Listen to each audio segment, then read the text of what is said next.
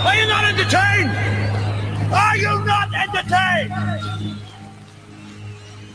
Is this not why you are here?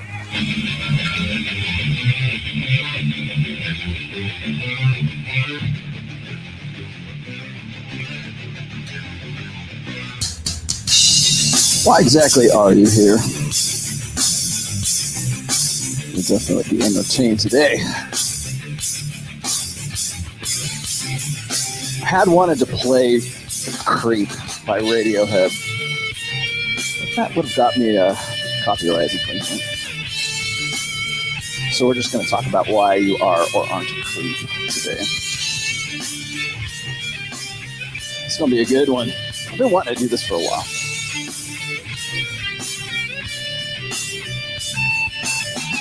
Everything is in order.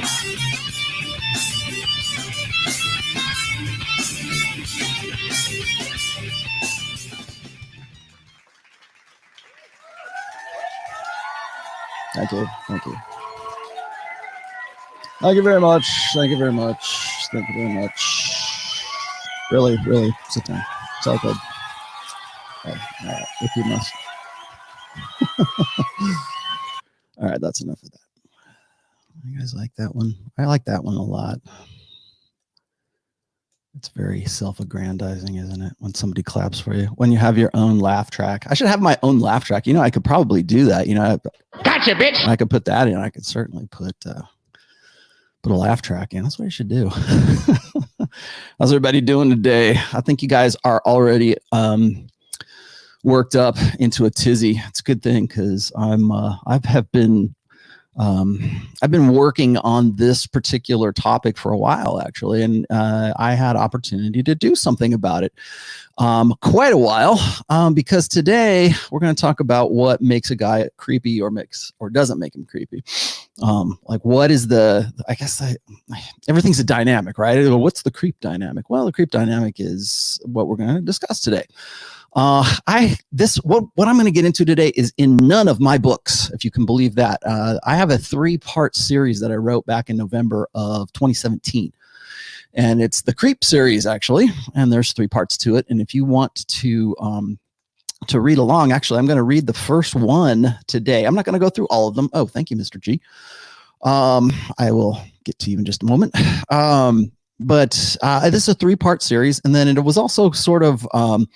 I guess an addendum to this, I also wrote another essay called Sexual Zoning. And the reason I got into that is because this topic generated a lot of commentary and a lot of traffic for The Rational Male, which is my blog, which if you are wanting to go read, you can find it at therationalmale.com. That is my blog. There's actually I posted a new post, so I am still active on my blog. Yeah, let me tell you something. It is very difficult. And I don't think I really realized just how difficult to maintain a writing schedule. And, you know, as far as being an author, being a book writer, a writer of books, and also keeping my blog at least somewhat fresh. I'm down to probably like 2 essays a month on my blog. That will change, of course, when I'm done with book 4 and that's out in the wild. And then I'll probably go back to maybe once a week or certainly more than twice a month. So if you are a fan of my blog, it still does pretty well.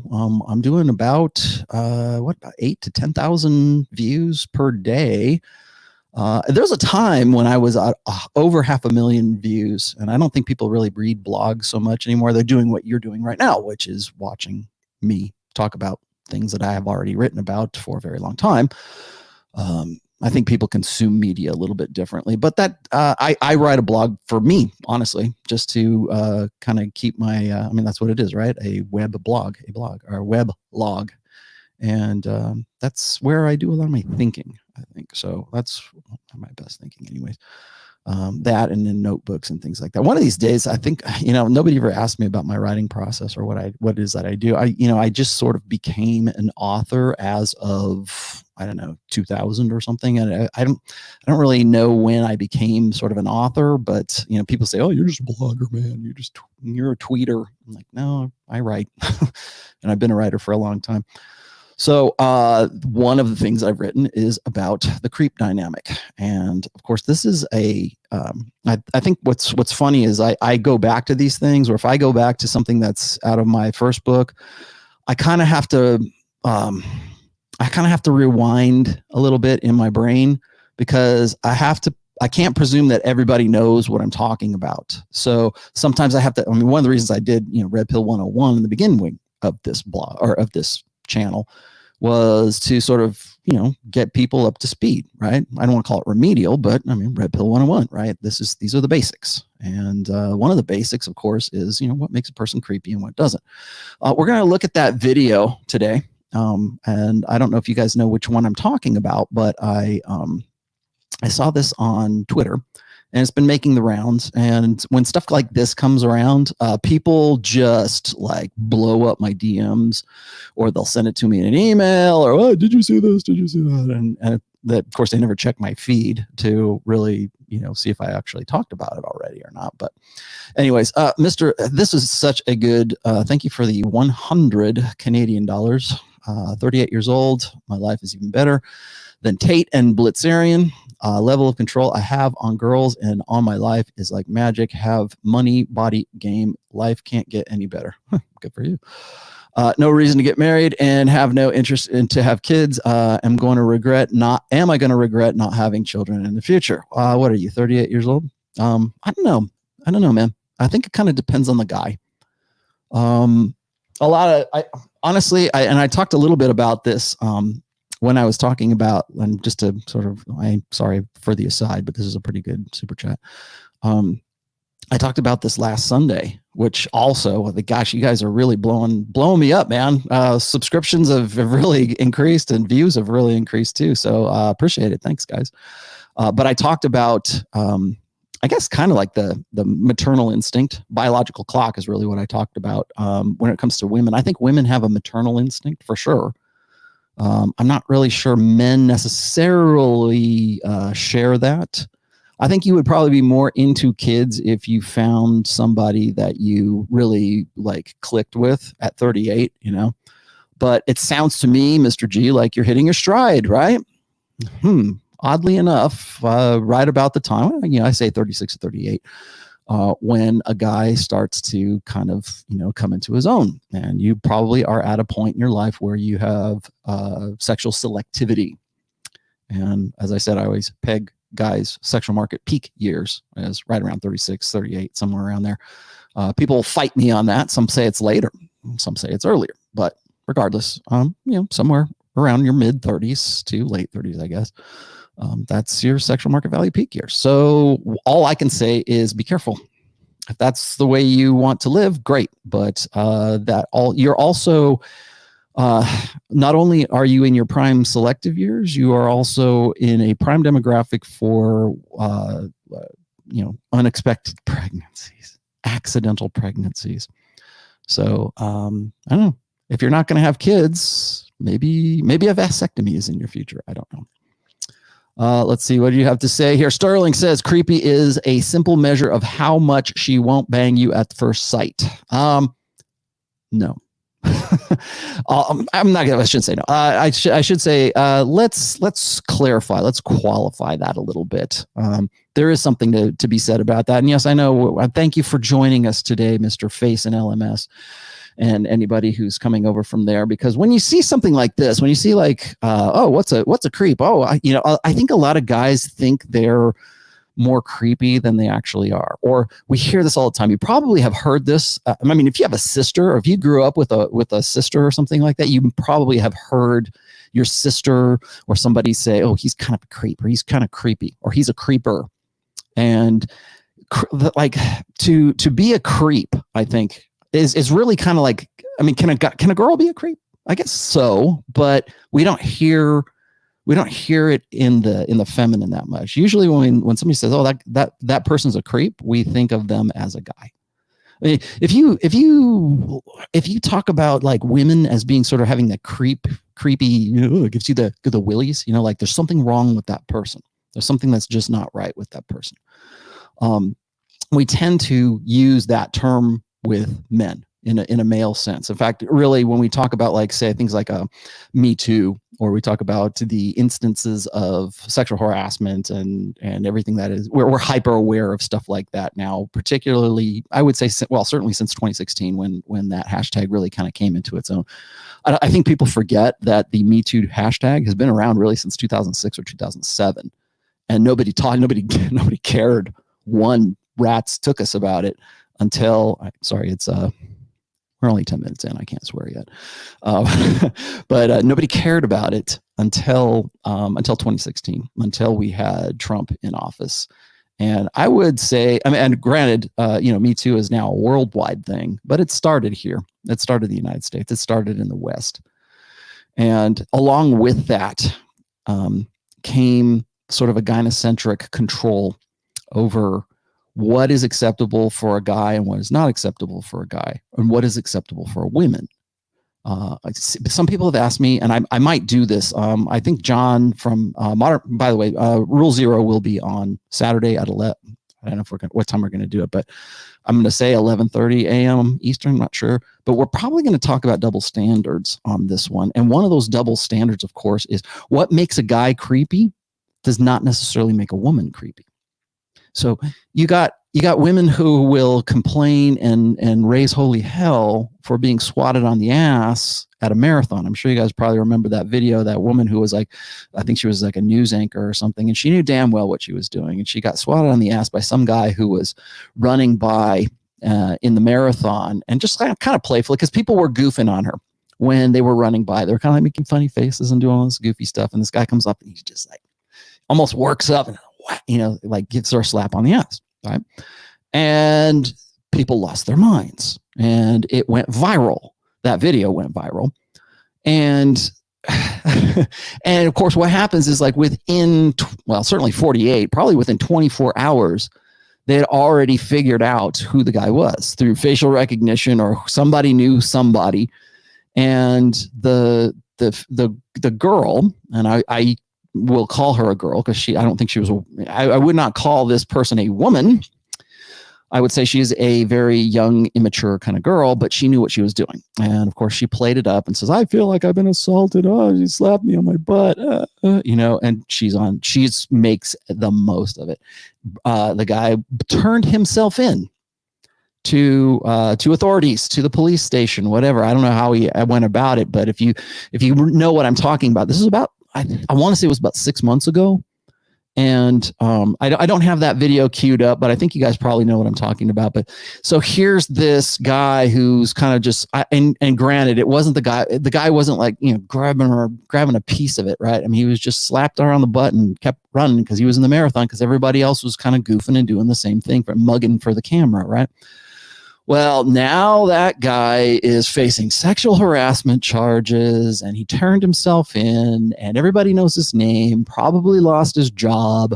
I don't know what the actual details are, but I thought it was interesting that in the internet age, in the Twitter age, that is a distinct possibility. If you see a camera, if you see a cell phone, whatever it is, the odds are that you will end up on somebody's Instagram, somebody's Twitter feed, and possibly the 6 o'clock news for whatever social infraction you were comfortable with, or probably would have laughed at in any other era, like probably 4 or 5 years ago, you probably laughed at something like that. In 2019, and I should say anytime after 2016, you run the risk of being run up the flagpole, right? Losing being doxxed, and pretty much that, being tried and convicted and hung in the court of social media. And so there's that aspect. So here's this guy who, did everything that he did. And, we said it's all there on camera. We saw what was going on. And so this guy is a harasser. This guy is a creep. Only a creep would do something like that. And she's just like, oh, granted, there's the comparison I'm about to make with this other video. Yeah, there are some marked differences here. But what I'm saying here is that act of slapping a girl on the butt, if a woman were to slap a guy on the butt, you would never hear about it. No one would care about it. The guy would probably be like, he would love it. Oh, it means it's an IOI, right? It's an indicator of interest. She's punching me in the arm, right? It's Kino.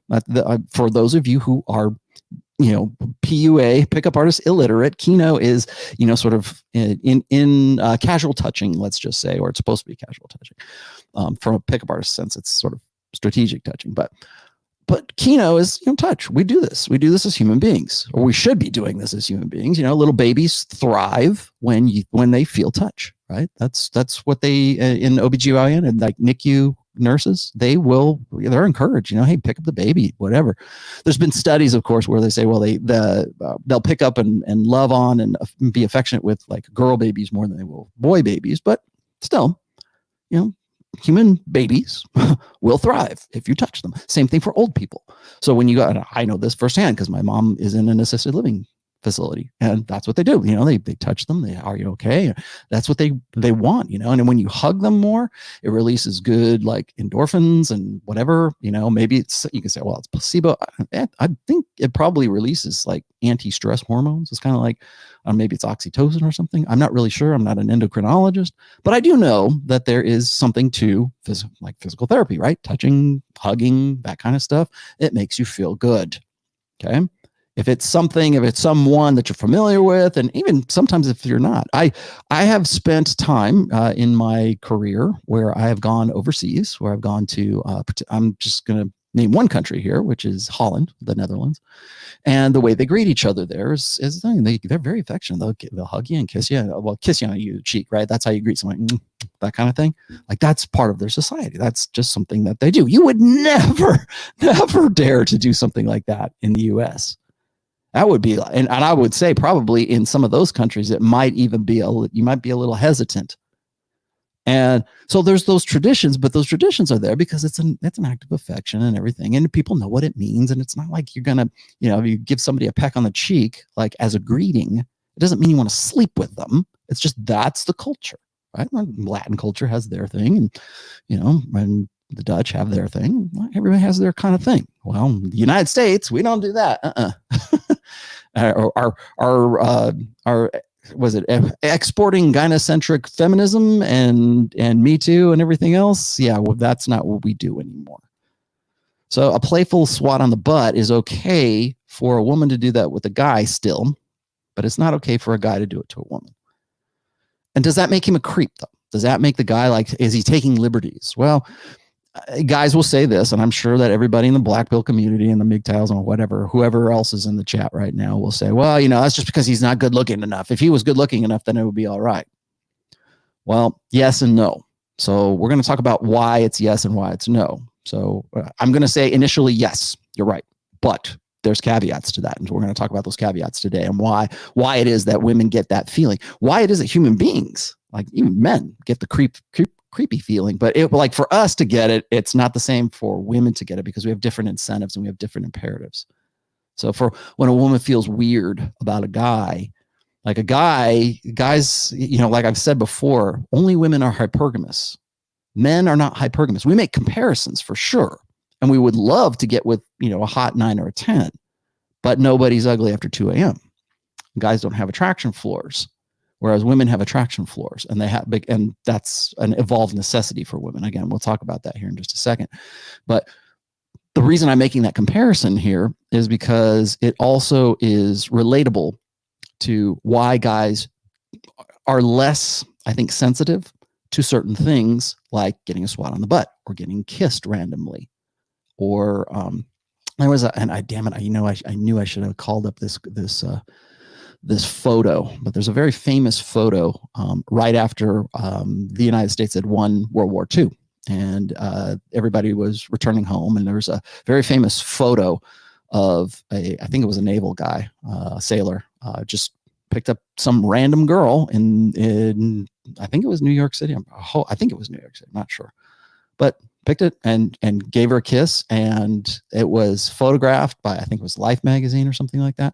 And it is now really kind of this iconic photo of sort of the American spirit at the time where we had just come out of a world war, the Second World War, on two fronts, and we did pretty damn good at it.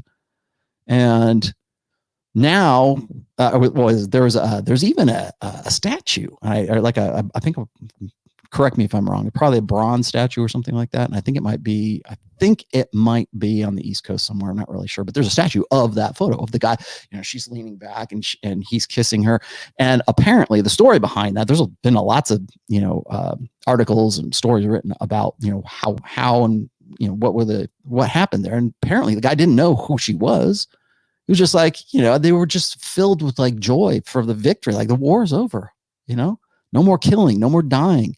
We can come home, we can live, and we won, right? And so, that's what was happening at that point. But of course, now when you look at feminism and you look at our gynocentric social order, that photo right there is now at least being recharacterized. And certainly that statue of that famous photo of the sailor and the woman is being recharacterized as being sexual assault. Like she didn't want that. He just planted one on her, right? That's an old way of saying it, right? I guess in the 30s or the 40s, go plant one on her, right? And she'll come around. She really likes you. Go plant one on her. She wants you to kiss her. And there was this understanding, or maybe it was a generational thing right now. I don't think most guys, particularly over the last, like, say, 3 or 4 generations, have this kind of, like what I was talking about before. They don't just get it. They don't understand the social cues. They don't understand when, like, I talked about this with John when he was doing his body language mastery and stuff like that. It's like, these guys don't know how to read social cues. They don't know when it's okay to do something, right? That's kind of part of how we understand sexual zones right now. But by and large, a lot of guys simply don't understand those social cues. Either they're not learning it, or they have had that social intelligence stunted in some way. I always say it's primarily because we live our lives, or we have this generation that has been socialized, acculturated, and raised behind a video screen, behind a cell phone, behind a monitor here. And there is a certain degree of live action learning that needs to take place, and guys simply don't get that. A very popular question for me and for a lot of the other guys that I associate with is, how do you know when it's time to kiss her? How do you know when it's time? Like, that was a big thing for the early pickup artists, even as early as like the early 2000s. There's like, how do I know when to kiss her? How do I know when to hold her hand? How do I know when like there's some sort of formula, and it's not. It's contextual, and it's knowing these things, and it's understanding. It's just getting it. Right? It's understanding when a girl is like saying, look, idiot, I'm into you. I'm attracted to you.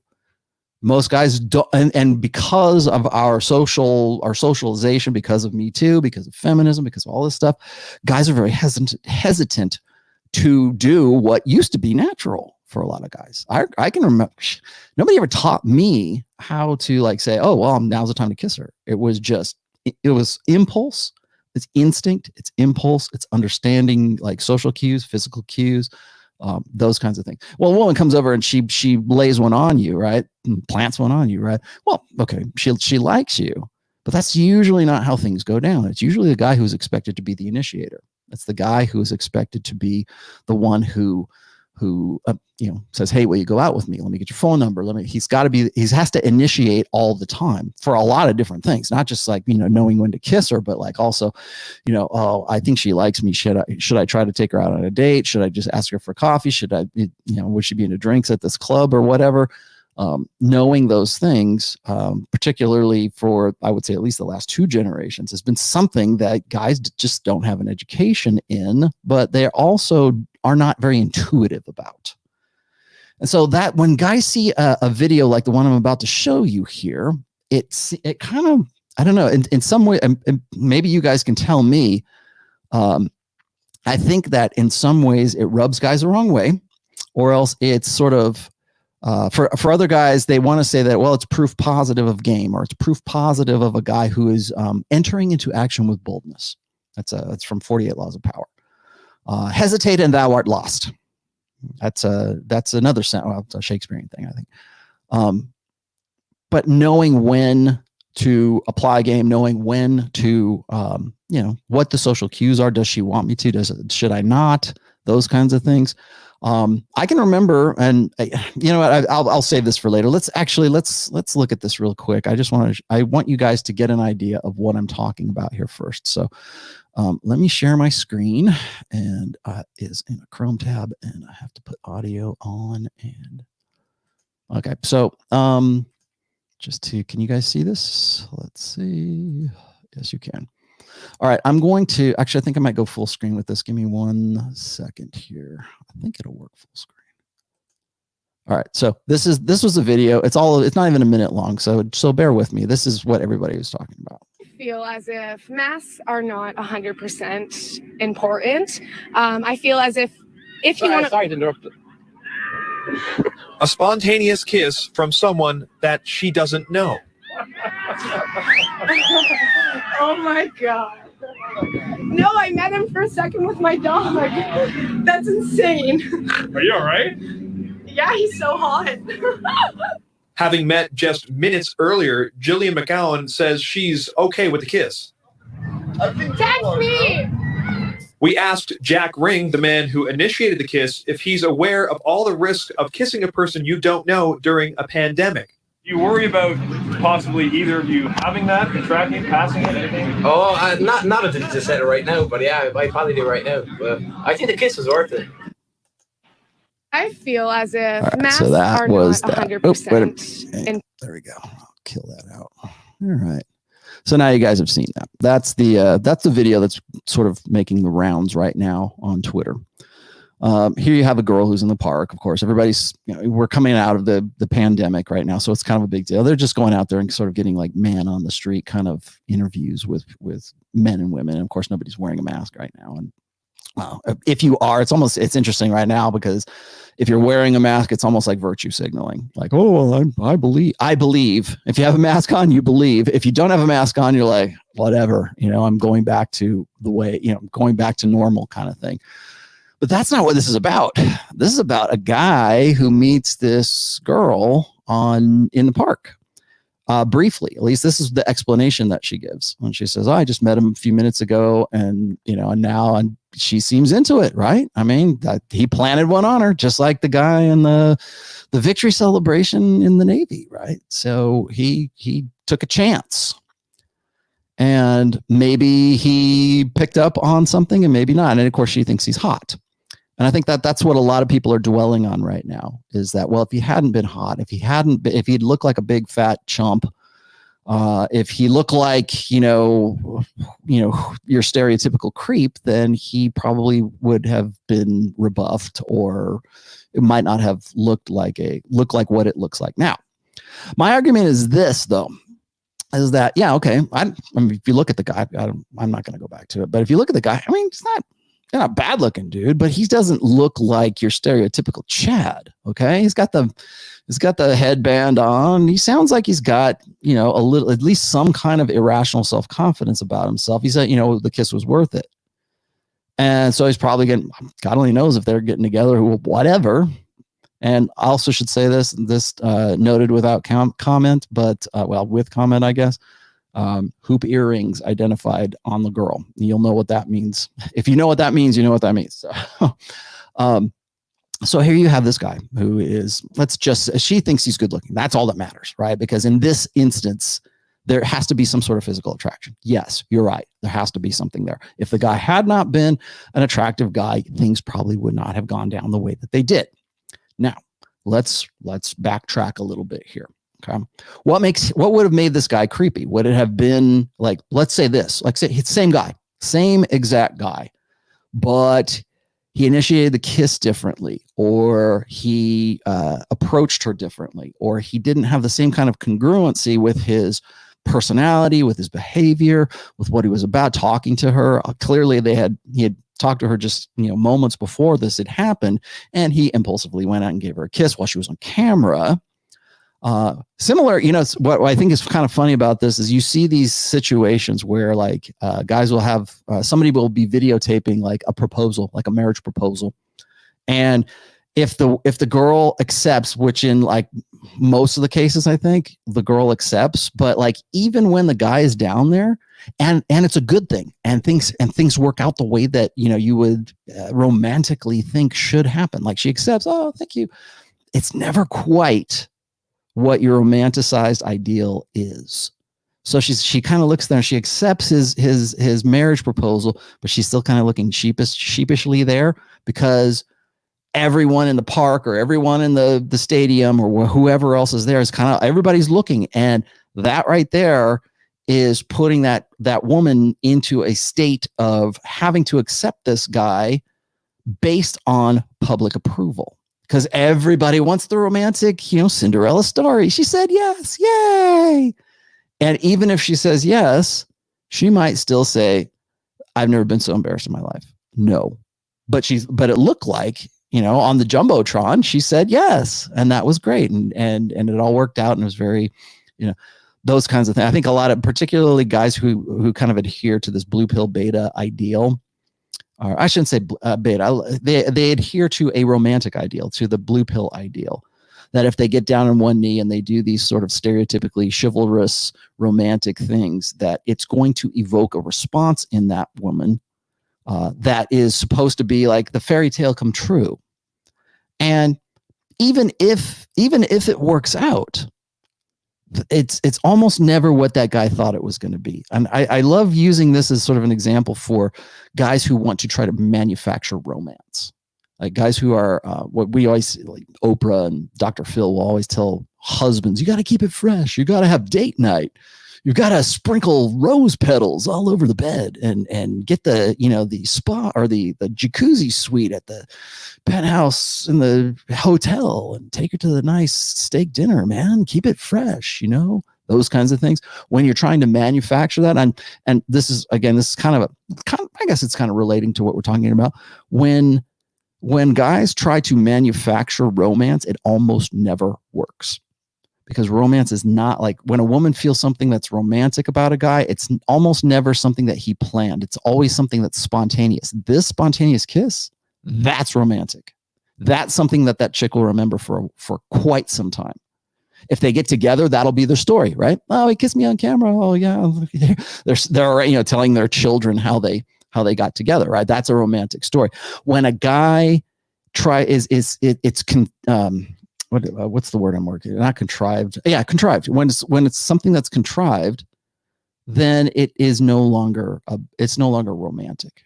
When it's something where the guy is like putting out all this effort, like I've seen these videos of, and I don't know why black guys do this, but almost in every one of these videos, it's like some black guy with his girlfriend, and he's surprising her by bringing her into, you know, her dorm or wherever it is. And he's draped up all of these like little white lights and you know, rose petals are everywhere. And there's a card here and there's a big, huge teddy bear on the bed. And it's like so like girls are like, what's funny is like, if you listen or you read the responses from the women, from the girls who are seeing these videos, they'll go, oh, I wish my man would do something like that for her. I wish he would do something. But the girl who's going through this and she's on camera while, you know, getting the reaction of all the things that this guy did to surprise her. She's kind of like, thanks, you know, that sheepish kind of coy look. And it's not that the guy's creepy, but he overdoes it. It's kind of like, okay, this is when guys do stuff like this, it's almost confirming for that woman's subconscious that this guy is not about himself. He's about her satisfaction, her happiness, a happy wife, happy life, right? We say that guy's a chump, but we're not going to say that this guy's a chump for like the boyfriend and the girlfriend for going and doing all this stuff rather than like, you know, taking care of his own, you know, life and making his life his own mission and having the woman be sort of the complement to his life rather than the focus of it. Because when we see stuff like that, when we see contrived acts of romance, what that says to a woman's hindbrain is that this guy his focus is not on himself, it's on you. So when I talk about like, say, mental point of origin, I'm not saying you can't be romantic and you can't do these fun things for girls, you know, occasionally. That, you know, you've still got to, you know, show some kind of appreciation that you love her and all that kind of stuff. Got it. What I'm talking about is this over, like this constant thing where you're constantly doing these things, or you feel like you're obligated to do those things. And so it's one thing to show an active, like I've said this before, like I think when it comes to like say vulnerability, I think I talked about this in the have I done vulnerability? I've written about vulnerability. One of the reasons why I have a problem with what most guys consider vulnerability is because they use it as a form of game. They think that if I'm more vulnerable, chicks will love me. I'll go and do all these special things and whatever. And what's funny is they'll jump through all this stereotypical romantic hoops. And they'll, somebody was showing me like Scottie Pippen was trying to get his ex back, and he bought her like a $4 million ring, and she still ended up cheating on him and going with, I think it was Future, right? That's the rapper. And so to the tune of $4 million. And it's her that's trying to get with the other guy, but he still is clinging to this ideal. Well, I got to make these big, grandiose, gestures of romance. Here's a $4 million ring, honey. I'm the one for you. A $4 million hypergamy doesn't care about $4 million rings, right? Hey, that's great. I'll keep it. Thank you for your contribution. I'm set for life. I now have FU money. But, from an evolutionary perspective, no, I'm not really into it. Bye. And you say, oh, well, that's horrible. I can't believe that. Well, welcome to reality. But it's that idea that if you stick to your guns and you keep putting out all this kind of what we call blue pill obligation to, trying to make that woman happy all the time, your focus isn't on you anymore. It's on her. And that says something to that woman's, to her lizard brain. Her hypergamous filter is on. Let me grab some of these right quick here. Who is this? This is John Doe.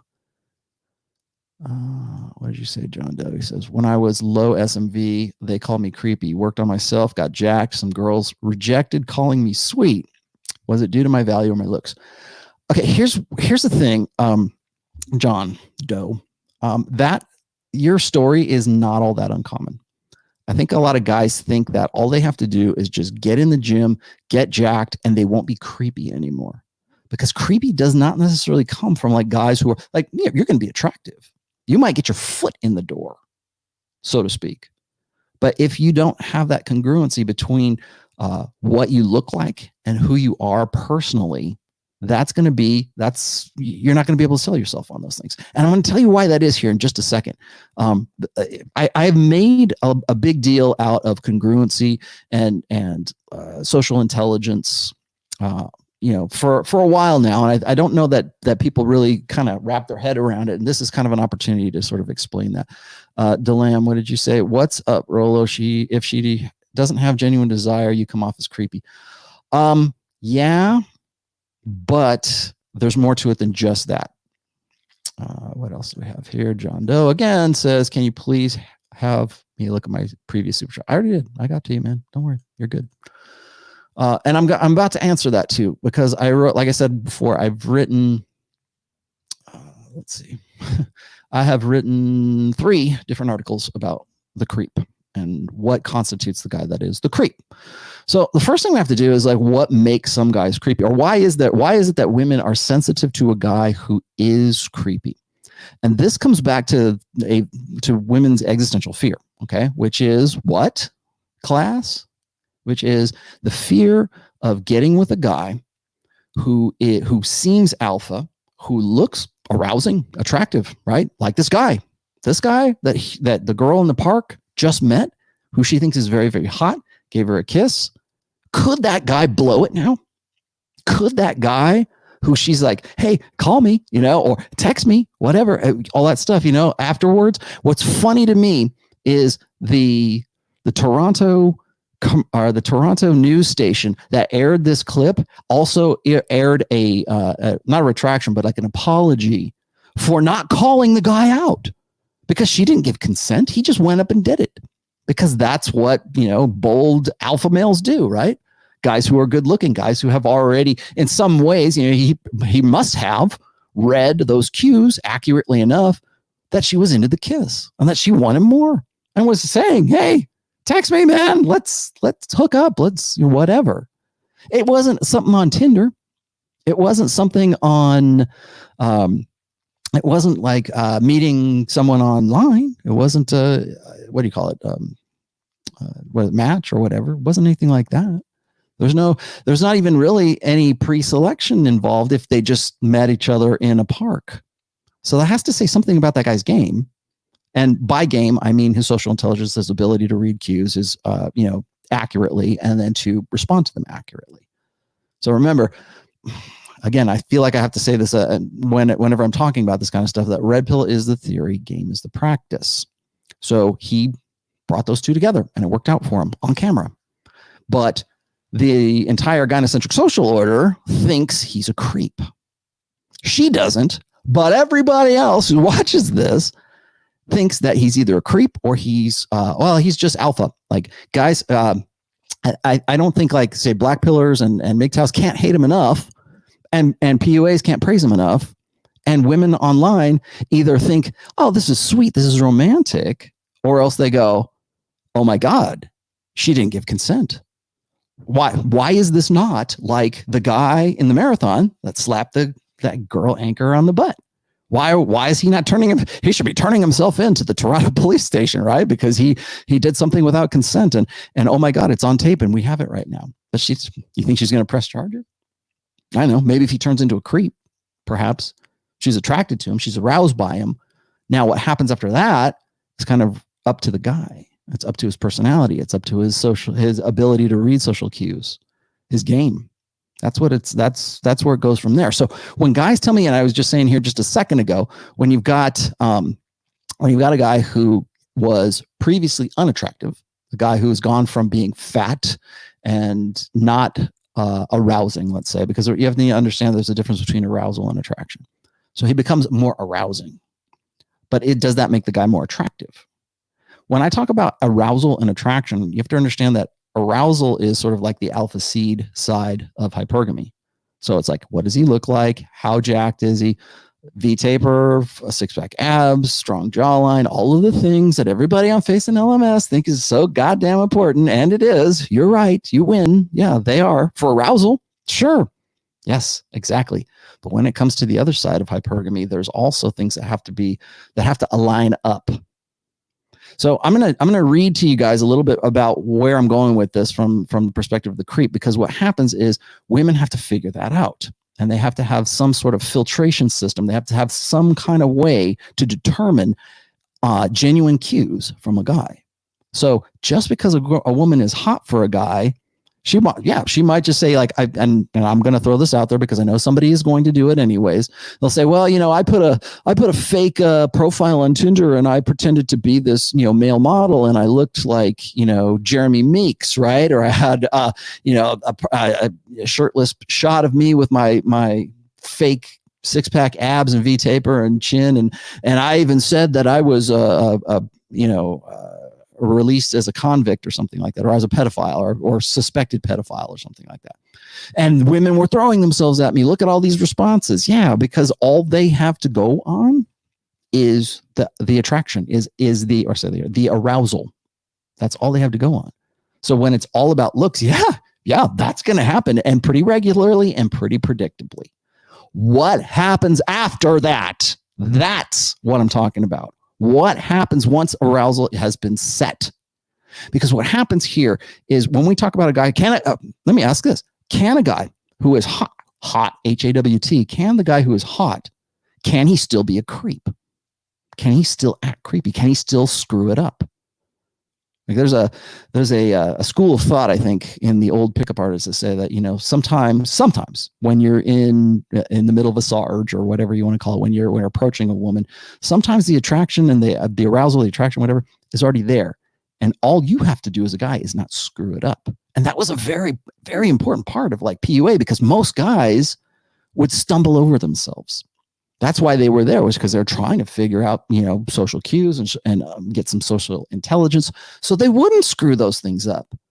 So if it was just about the looks at that time, maybe she wants, I know guys who are very, very good looking, who women approach them, But once they get to the point where they're trying to talk about themselves or they're trying to interact with this person, there's something about them that triggers something in a woman's brain that says this guy's kind of creepy. Like, for instance, Jeffrey Dahmer, good looking guy. Women would say he was a good looking dude, but creepy, right? Okay. Like, what did they have? Like remember, it was on, I think it was on Netflix. They did I don't want to call it a biography, but they did something with Zac Efron, who was supposed to play, Jeffrey Dahmer. And they chose just Zac Efron because Jeffrey Dahmer wasn't a bad looking dude and had no problem, getting with women. But there was something really wrong with Jeffrey Dahmer. Okay. He was really creepy. Probably women were having sort of this, like they're on the fence, right? There's he's really, really hot, but he's really, really weird.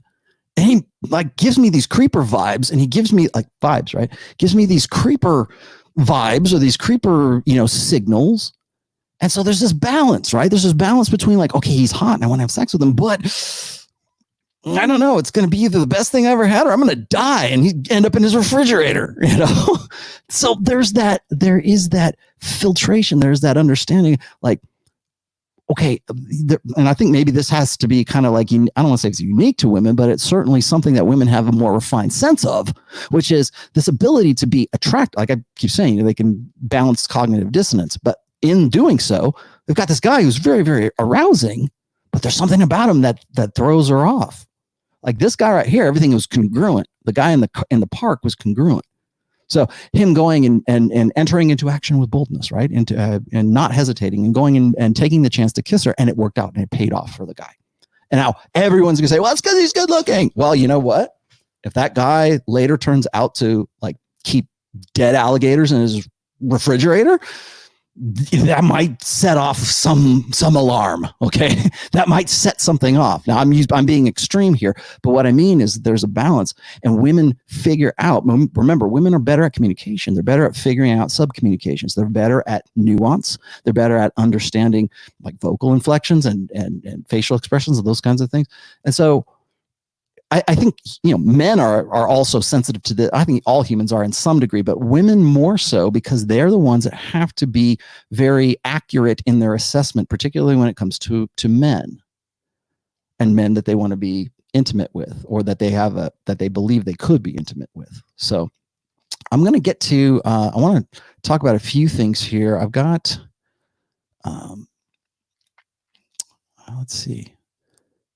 I'm trying to figure out which part I want to just sort of paraphrase and which part I want to read to you guys. But then what I'm going to get into next comes from part 1 of The Creep, which is an essay I wrote back in 2017. Gosh, it was 3 years ago. So, let's just preface this really quickly here. There is something in human nature where we can figure out by seeing somebody, how they're behaving, how they're talking, what they smell like, what they're, how they're, walking. Like you can tell if you see a person and they don't necessarily, you see somebody from a distance and you hear how they talk, you can tell if that person has Down syndrome. You can tell if that's something wrong with that person. You can be in a park and somebody can be like kind of talking to themselves. And like, remember when like what are those little in-ear things for cell phones came out and people were just sort of talking to the air, and we were like, the hell's wrong with that guy? Oh, he's just talking on the phone, right? Or he's talking to some wireless kind of thing. If you're talking in the car right now, nobody makes a big deal out of it. But in the past, if you were talking to yourself, that meant there was something pretty wrong with you. So when we encounter people who are insane, for instance, whose brains aren't functioning the way that we would normally think that a human person would be behaving or talking or whatever. Like if somebody's schizophrenic and they're going, hey, no, I'll talk to you. No, stop, you're blowing it for us. No, I'm not. Shut up. And you have this back and forth between, personalities. Well, there's something wrong with that person. When a guy's drunk, are you a very good, am I thinking Ted Bundy? Yeah, maybe I am thinking, I'm sorry. You're probably right. Maybe I thought Ted Bundy. Was it Ted Bundy that Zac Efron did, or was it Jeffrey Dahmer? One of those guys, one of those dudes was good looking. So, and what's funny is the Zac Efron, portraying, was it Ted Bundy? Maybe it was Ted Bundy. Portraying whatever killer it was. There was articles written about how women were falling in love with like Ted Bundy, or had this sudden interest in the guy because he was attractive. And it didn't really matter that the guy was, there was something wrong with the guy. So again, what I'm talking about here is that there's some natural innate ability, I think, that we have where we listen to somebody, we see somebody's drunk. We can tell when they're slurring their speech. All right. You don't even have to smell the guy's breath. You can just see how he's kind of like talking, or if somebody's stoned, right? And they're just laughing at everything, and they're sitting on the couch and, yeah, man, what's up? And we, when we're stoned, we think that like that nobody can tell we're wasted, or like when we're drunk or something. Like to us, we sound like rational and reasonable, but like anybody else, oh boy, yeah, he's drunk again. That kind of stuff. We understand those things just by seeing or listening, or even if you're texting sometimes. Like your girlfriend or girl can figure out if you're drunk texting, because you're using words, or you're doing things in such a way that you would never really do if you were in another state of mind. So I think that they're just unique to human beings. We can figure out when somebody's behaviors, their speech, the things, when they're communicating, we can tell that there's something wrong with that person. And in extreme cases, we want to stay away from that person. So you've got like what's called the innate revulsion response.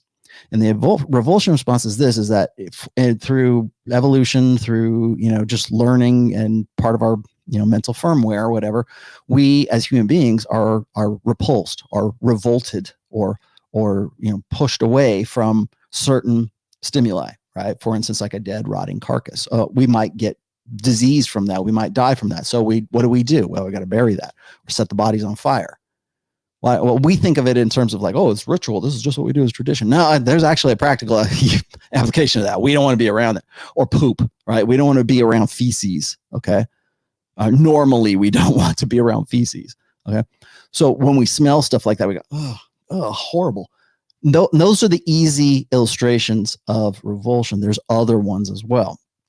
So like when you see a grossly morbidly obese woman, and the thought of having sex with that person is kind of like, oh, no, unless you have been trained in some way to find, like, to be aroused by that, the sight of that, whatever. You can condition out that revulsion response. But our innate, natural, unconditioned response is usually revulsion for something. And that can be applied to things such as, like, finding somebody creepy, finding somebody, well, that person sounds like they're insane. Don't go near Joe. He's talking to himself again, Don't go near Billy. He's sounds like he's drunk. Let him sleep it off, whatever, or take his car keys away from him. You'll do something because you presume you can figure things out. Those are social cues. That's what's funny is we can figure those things out kind of naturally. We can pick up on those. Usually we can. I don't know. Maybe if you're autistic, you can't really pick up on those things, but for the most part, human beings can. We get it. We get subcommunications. We understand, but what do we do with it from there? But we can figure those things out, but we can't figure out when a chick is into us. Yeah, well, because we've been trained, we've been conditioned to be hesitant to, well, does she? And then of course that hesitancy, that conditioning plays into what we become as people, as our personalities. And say, well, I'm very shy around girls. Well, maybe you wouldn't have been had you been in a different situation, been conditioned in a different way. Ugly guys can go up and do very well with women, right? They can go up there and be entertaining. And I've seen the videos, man. I've seen the guys on RSD do this, and I don't, you can say, oh, well, they're paid actor. Okay, whatever. But I mean, let's be honest. I mean, there's some guys where you just go, how the hell did that guy get with her? And then you say, oh, well, then you just try to make up these excuses like, well, he must have a 9-inch personality, right?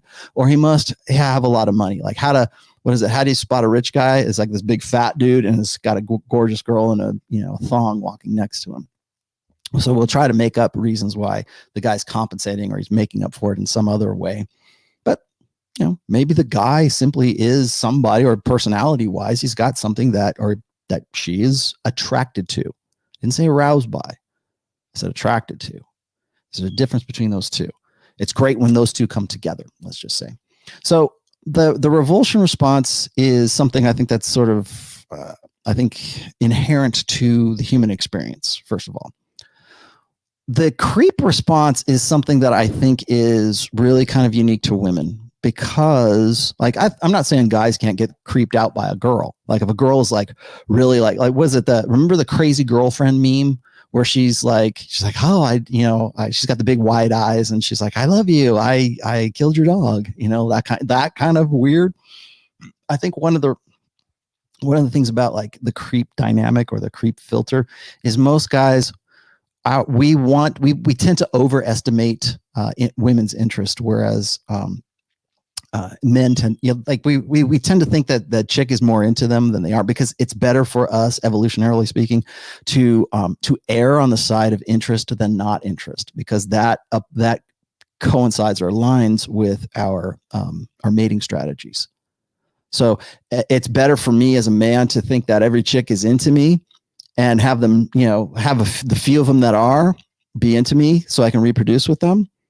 And maybe I just think I'm all that and I'm arrogant or I'm just deluded or whatever else. It doesn't matter. That delusion, that arrogance plays well with my mating strategy, my innate mating strategy anyways. To that irrational self-confidence for guys should be an innate mating strategy, because it opens you up to being with more women. Now, this is prior to modern times, but because obviously there's consequences to it now. But I think for women, the creep dynamic is really associated with their existential fear. The existential fear is, of course, getting with a guy who pretends to be alpha, who presents himself as alpha, who seems, maybe he's good looking, right? But he's a serial killer, right? He looks good, but he presents himself in one way. And then later on, after she's committed, after she's become impregnated, after she's invested herself emotionally with this guy, it turns out that he's not who he presented himself as. He's not really alpha. He's not really the guy that she thought he was before she had sex with him. And now, oh my God, I could be pregnant with his baby. And now I'm screwed. My whole life is done. And it could be a death sentence for a woman. And so that fear of death, that innate inherent fear of death, gets transferred over into a lot of different things. So it's better if she errs on the side of, this guy's too creepy, I don't want to have anything to do with him. So when a sure thing comes around, and I've said this before, is that hypergamy cannot afford to miss out on perfect, like ideal opportunities or what seem like ideal opportunities. So I say this in every show, when a girl gets with the hot guy in the foam cannon party in Cancun on spring break, that's an opportunity. That's a hypergamous opportunity that she can't pass up. Or it's something, or she could, it would take a great act of will, but she doesn't want to pass up. Here's my opportunity. I was drunk, he was hot, and one thing led to another. So there is this kind of urgency, I think, that's associated with that kind of plays against the creep dynamic or the hypergamous filter. So when a guy comes and he presents himself in such a way, she might be aroused by that guy, but she still has to determine whether he is somebody that, it's one thing to have sex with a guy. It's another thing to like have the guy be boyfriend material. So just getting with the guy is one thing. Living with that guy, figuring out who he is. Does he like puppies? Does he love his mother? Those kinds of things. That's part of that congruency that I keep talking about. But when it comes to the creep thing, it goes back to existential fear, the existential fear for women. And so when that guy is not hitting on all the social cues, when there's something that's just a little bit wrong with him, he's talking to himself, right? Or he doesn't just get it. If it crosses sort of a threshold at some point, whatever her threshold happens to be, and that can change as a woman is, in her different stages of maturity, as that threshold changes, then her priorities change as well. What she's willing to accept and what she's not willing to accept. Well, he's hot, but he's weird. Okay, well, that might be quirky and funny, and maybe we can work with that because I am in my epiphany phase. But if a woman is 22, 23, she's got way more opportunity and she doesn't have to put up with that. And the scarcity isn't there and the urgency isn't there unless the guy's super hot. and the urgency is not there. So there's a priority kind of thing that goes along with this. I think a lot of guys think that women are just this monolithic, biological determinism, right? Like if a guy's hot, that's all that matters. She's just going to have sex with him. That's all that matters. There is no filter. She just, he passes her, like for guys, it's the boner test. For her, it's the wetness test. That's okay. Okay, good. Let's go. Here we go. I just want to have sex with you, and that's it. Yeah, I think that there is, and I've had discussions about this with Rich Cooper before. Is there is like Rich will always say this.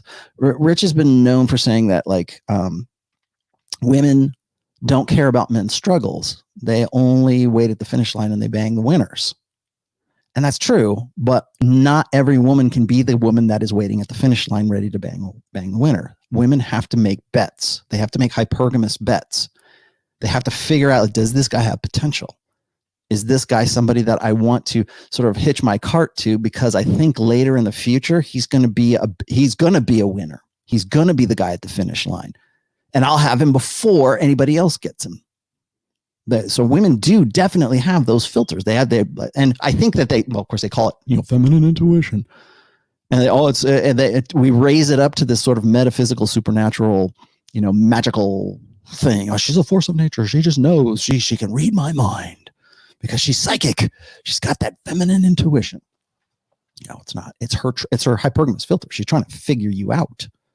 And women don't always do that. So when you come off as creepy, it's usually because there's something that you said, something that you did that makes her feel it. So what are those things? What are the things that make her feel kind of, put off? Like she's hot for you, but he's talking to himself. But he's into this he's into anime. He's into whatever it is that those weird guys are into. He's cute, but he's weird. So there's that creep dynamic between arousal and attraction. And I want to get into some of this right here. Where did it go?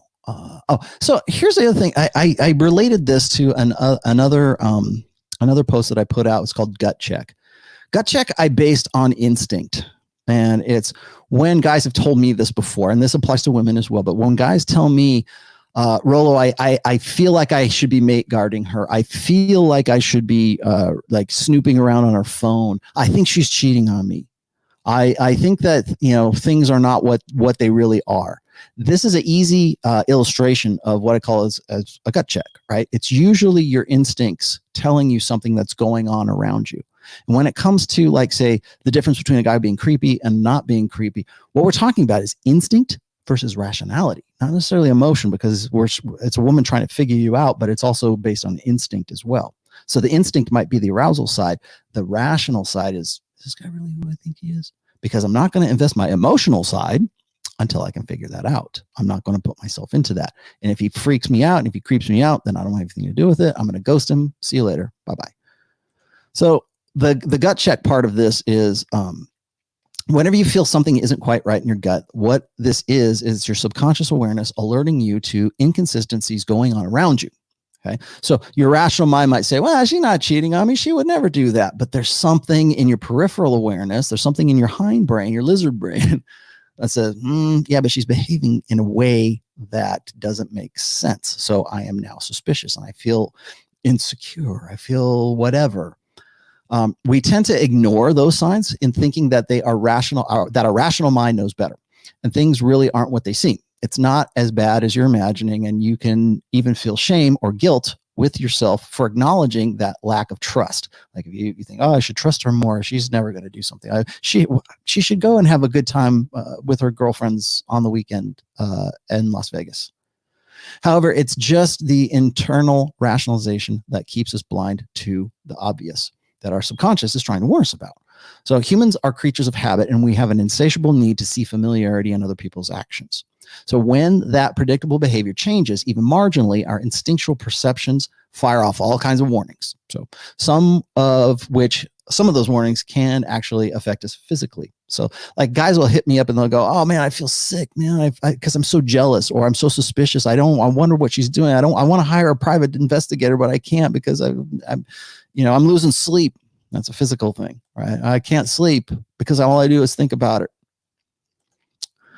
So let me move on a little bit here. So there is when it comes to women's instincts, we exaggerate their importance beyond all realistic measure.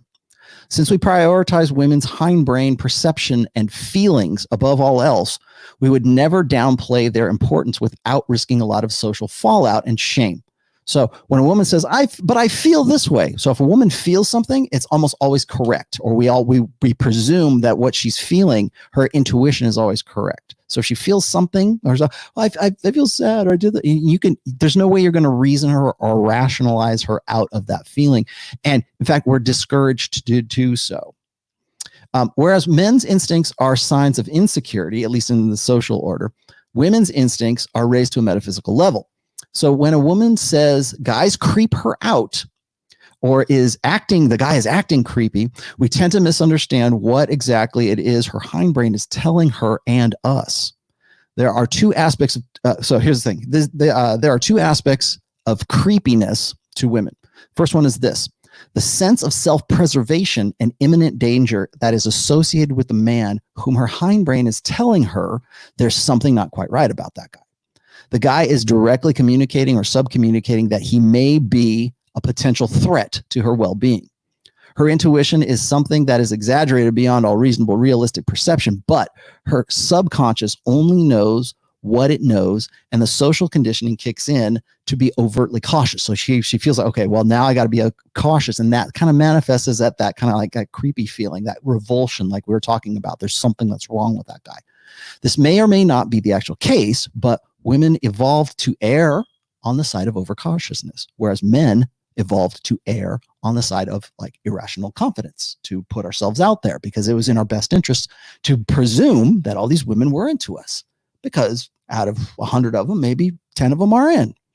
Well, guess what? You just had sex with 10 and now your genes go on to the next generation. So women tend to err on the side of overcautiousness because, again, for them not to do that could be a death sentence. And they just, particularly when it comes to men's behavioral cues and perceptions of anger. So this is not so much the creepy side of things, but women tend to err on the side of caution when it comes to determining whether a guy is angry. So if a guy raises his voice or he seems kind of hostile, and maybe he's not, but that's just like the cues and the impression that she gets. And women and children do this, by the way, is they presume that daddy's angry. They presume that guy is angry, and they stay away, and they want to stay away. I think this is changing a little bit because of social conditioning, because women tend to be more entitled now. So if a guy raises his voice or he gets all pissed off or something like that, unless like if that guy is like not normally like that, if that's not his predominant behavior, she will probably escalate that. But when it comes to anger, when I've dealt with this before, when guys will say, well, the red pill makes men angry. It makes guys so angry. Well, yeah, it does, but they're mostly angry at themselves. But we tend to overestimate that it's the anger that's driving these guys, because we think of men as angry. We think of them as a-holes. We think of them as being like fueled by testosterone and toxic masculinity.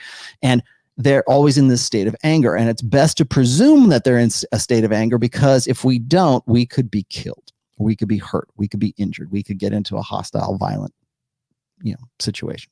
Okay, so that's part one.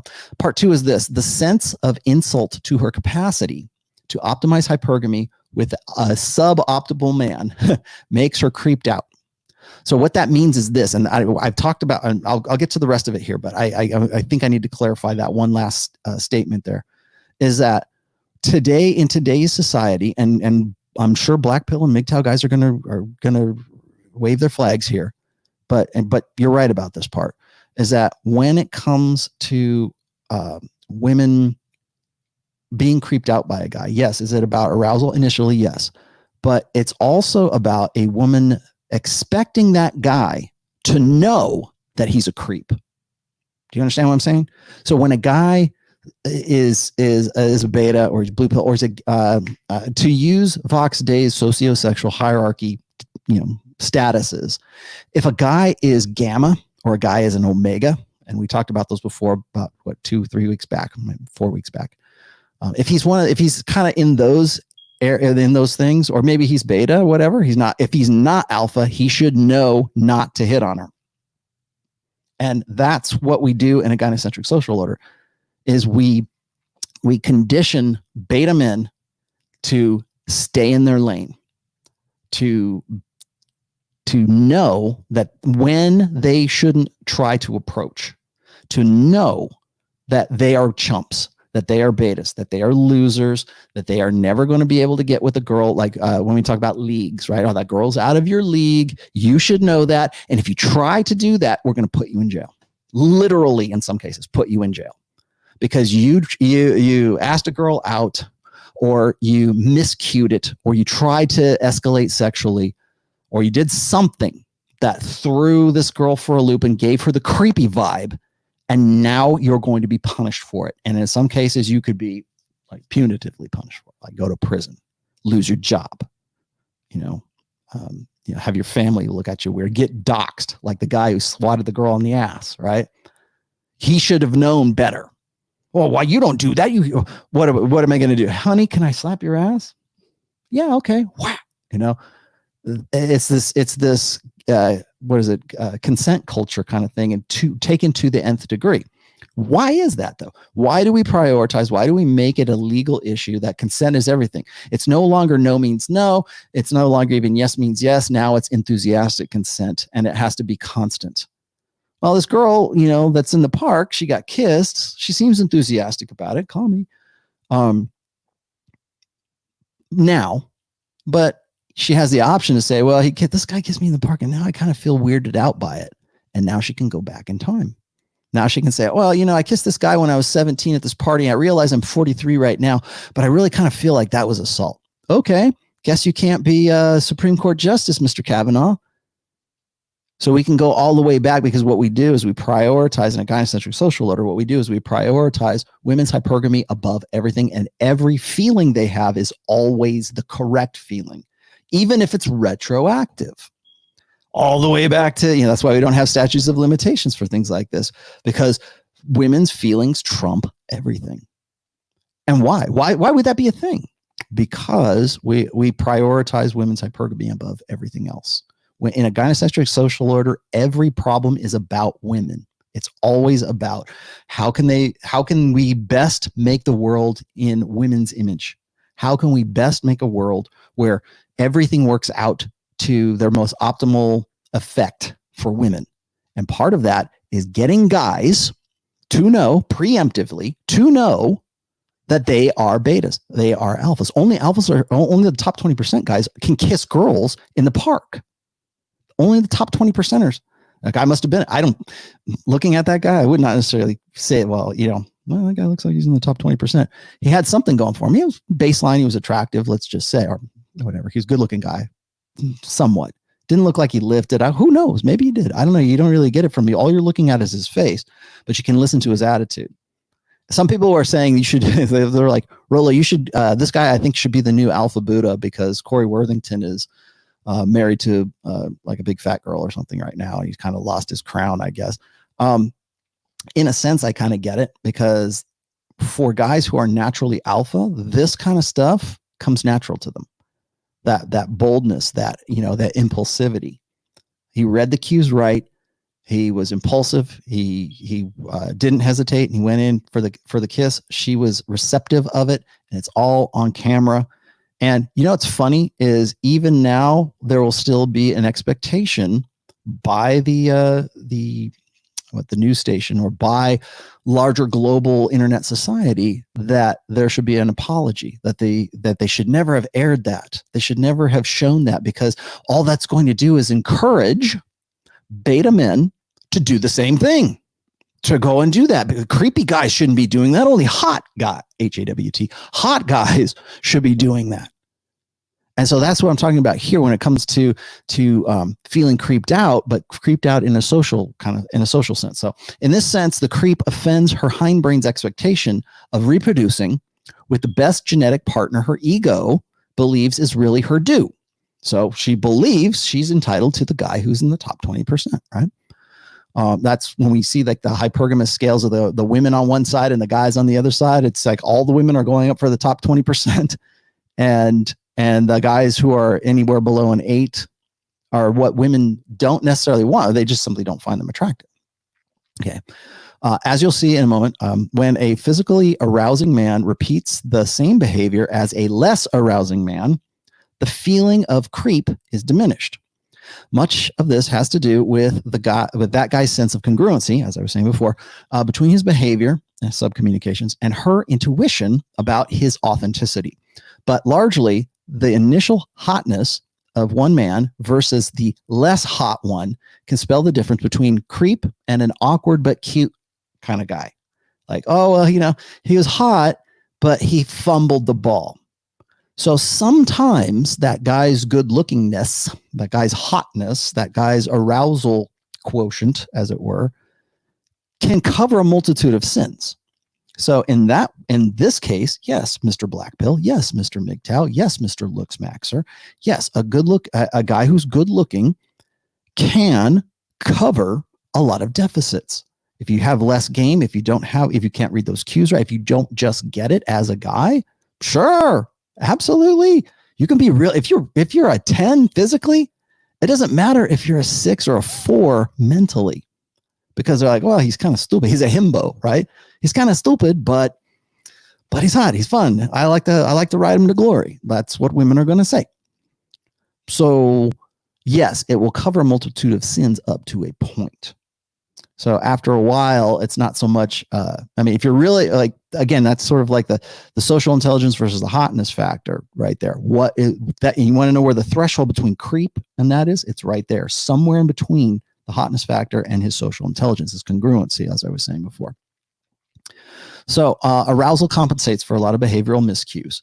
But the point is that this sense of creepiness is fundamentally based in a woman's ego sense, in a woman's ego sense of losing direct control over her hypergamy and her capacity to optimize it. What creepy distills down to is a woman's hypergamous level revulsion of a man believing he may be someone she would eventually want to have sex with. Creepy is an insult to her hypergamy. So if the guy is hot, but he turns out to be creepy, what is that telling a woman's kind of intuition? It's telling her that she was wrong, that he's hot and he's fun. I really want to get with him, but he's like Jeffrey Dahmer, right? He's Ted Bundy. He kills people, chops them up and put them in a refrigerator. And we're going to make a Lifetime documentary out of him, whatever.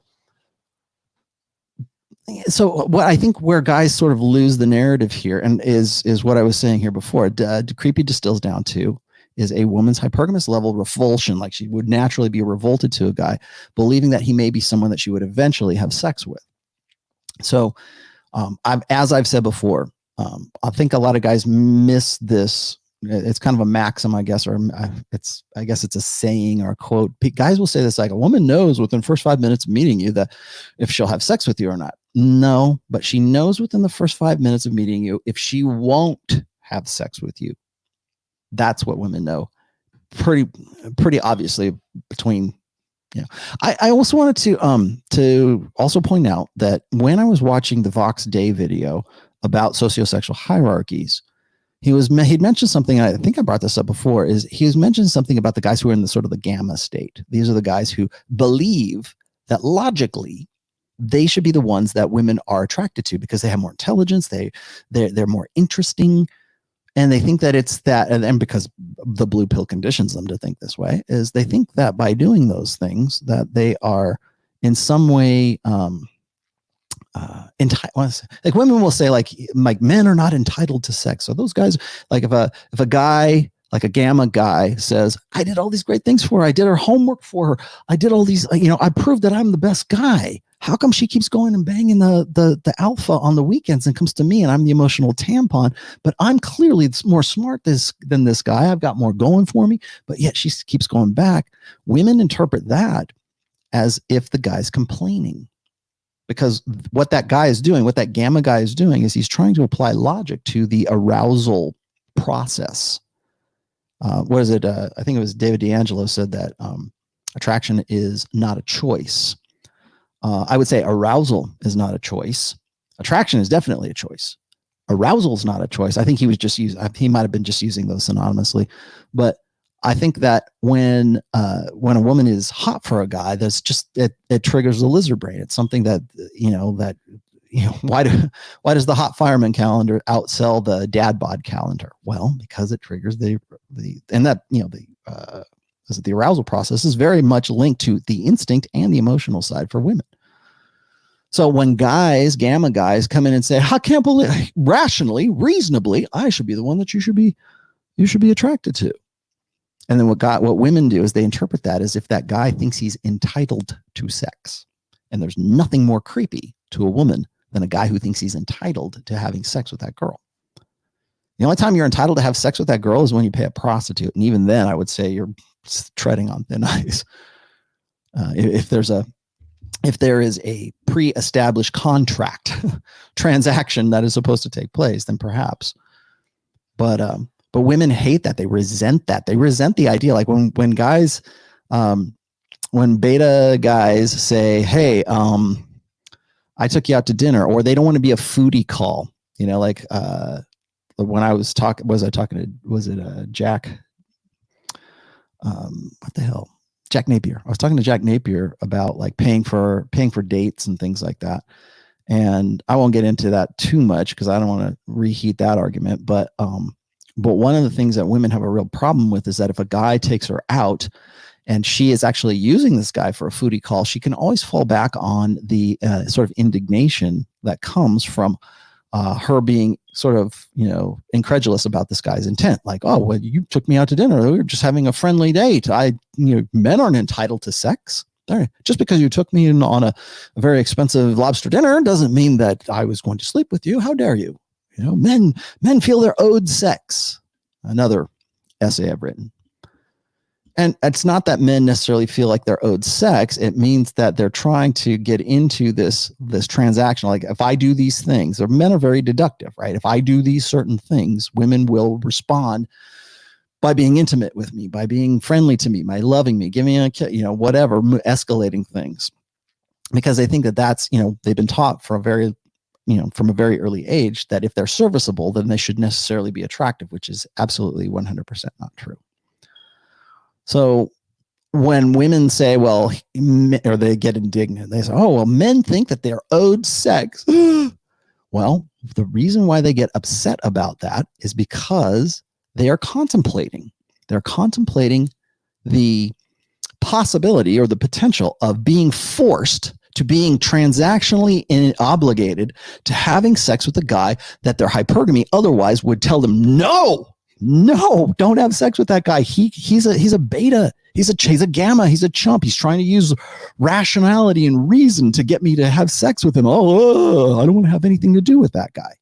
In fact, in that Vox Day video, when he was talking about gammas, he was saying that he had like talked to some women who told him that they feel like physically they want to punch that guy in the face.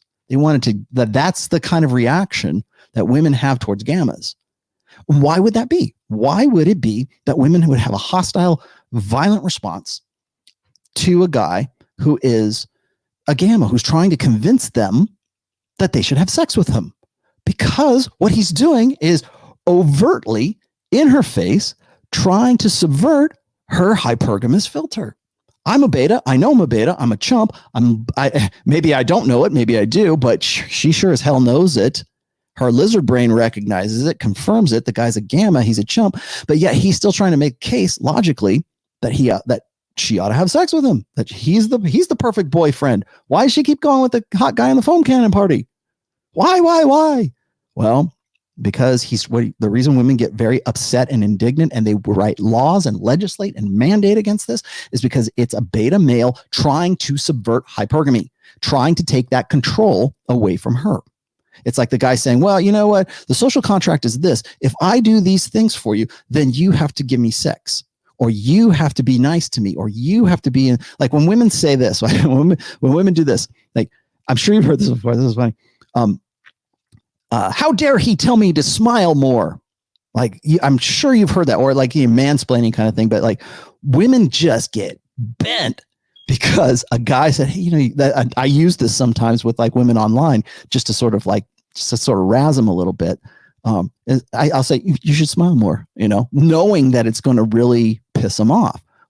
And I thought about that. And I go, why would a woman get pissed off if a guy said, you should smile more? And maybe the guy said, hey man, let's increase human happiness. Hey, smile. You'll feel better about yourself, right? You'll be you'll be in a better mood if you just smile. When a gamma says that, oh my God, he's trying to get me to be something that I don't want to be for him. But if a hot guy does that, it's that same, was a cartoon that's going around. If you go and you look at The Creep Part 2, I actually use that as the lead-in photo, which is the guy who's the hot kind of slick dude in the office, and he goes, hey, good looking, looking good, Susan. And she's like, oh, thanks. And he's really good looking. And then like 5 minutes later, big fat schlubby guy comes in. He goes, hey, good looking, Susan. And then she's on the phone and like, hello, HR, help me. Well, why is that? Because that is subverting her hypergamous filter. It is, and to the point right now in a gynocentric social order where we mandate against that, where we write legislation where the guy is required by law, or certainly by social contract, to be what he's supposed to be. And if he is acting out of his league, acting out of his sociosexual hierarchy, he can be punished for that. Or he can certainly be shamed for it. He can be, doxxed for it. He can lose his job for it. Any number of punishments. It doesn't necessarily have to be prison. In fact, some of the prison might be a good thing considering some of the other stuff that guys have to endure. But that's where it comes from. It comes from that guy trying to use logic and reason to subvert that woman's hypergamous filter. And why would they get upset? Because her hindbrain, her lizard brain, conflates that with a life or death situation. So here I have a guy. You want to know why women get really upset about like sexual repressions by the church or anything that tells them that they, for instance, like abortion. How dare you tell me what to get out of my uterus? How dare you tell me what to do? You don't have one, so you don't get to have a choice, or you don't get to say about it. Well, since it takes a man and a woman to reproduce, I think I do have a choice. I think I do at least have some sort of input into all of this. But be that as it may, the reason why women get indignant about abortion, get indignant about divorce, get indignant about a beta male stepping out of his assigned role that he should know about, the reason is because it removes a degree of control that woman has over her own hypergamy and her own sexual selection process. So when women get pissed off at like the church and their sexual repression, or prearranged marriages, man, there's the best example right there. Because what does that do? It 100% removes a woman's hypergamous choice, her hypergamous control, and puts it in the hand of her dad or men, or maybe if in the best of cases, the man, the father and the mother of that girl, or even in the case of the guy. If it's a boy and they're trying to set up the guy, well, the guy's getting laid. You don't care. As long as he's not fat, she's not, and if you care about your kids, you're probably going to look for somebody that you want to have a good pairing. But women hate that because first of all, it goes against the romantic ideal. The romantic ideal is that, well, men should do everything for us and prove themselves to us. And then we got to follow our hearts and go with the best guy. Well, following their hearts is usually the hypergamous filter. That's what it comes down to. I also have this in both instances of, like I was just covering here, it says, this is what the following are a few of the common descriptions of creepy that I was able to get from women for this particular essay. So one woman told me this. She says, one of the things that makes a guy creepy is him getting in my personal space when I don't know or barely know you. It's weird and uncomfortable. And if you're bigger than me, then it can feel quite intimidating. So if you're big and doofy and you're imposing, remember, women are looking for guys that are taller than them generally. That's almost a universal attraction or arousal cue, certainly attraction cue. If you're bigger than her, then there's an intimidation factor. Remember what I was saying about anger and the erring on the side of safety. Well, that's another thing that can trip that creepiness. Another girl told me this. She says, when I worked at a bar, one guy told me I was prettier than anyone else there. But he kept going on about it, about how these girls weren't attractive and had nothing to offer as far as looks go, or had only anything to offer as far as looks go. Yeah, Some of those are my dearest friends you're bashing. When I make it clear I'm not interested and he keeps trying, it makes me feel uncomfortable and it puts me in a bad position because there are only so many times you can politely turn someone down. So there's like this insistency. And that was the next thing I was going to talk about. One thing that can make you very creepy as a guy is this over persistence. And I think guys kind of lose the narrative here too, because I've had guys tell me, or they will ask me, like, how persistent should I be? Like, if she says no, is it going to pay off if is she playing hard to get, right? Is it something that I should I pursue? Even though initially she wasn't into my approach, into what I was talking about. And I think that right now in this day and age, I might have said something different, like maybe like 10 years ago or 20 years ago. Today, I think that because of, well, certainly sort of the global sexual marketplace, if a woman is not into you and if she does not show you like some kind of indication of interest, you know, maybe it's time to just back off. I think most guys try to overdo it. They oversell themselves. And that's kind of what this girl was talking about here is guys don't think ahead. They think that particularly guys who are just coming into like, say, game, or they're just sort of learning this kind of stuff. They think that one of the things, I think it's a big mistake too. One of the things that I think a common mistake guys make is they over-sexualize or they escalate too quickly. And I'll get into why that is here in just a second, but they escalate to sex really quickly. And this is not just like talking like face to face. This is like guys online, or these are guys that are on Tinder or whatever, because, oh, well, I'm Tinder, that she's here for a hookup. I'm here for a hookup. So I'm just going to go straight to the sex stuff. Okay, well, that's fine if you kind of do it with tact and an art to it. But if you kind of like are ham-fisted about it, if you're just kind of like, oh, falling all over yourself and you keep going and going, then now you sound like kind of a perv, or you sound like a creep. So it's one thing to just sort of give a sexual innuendo and let it sit. But guys think that more is better. Right? Again, we tend to be binary deductive problem solvers.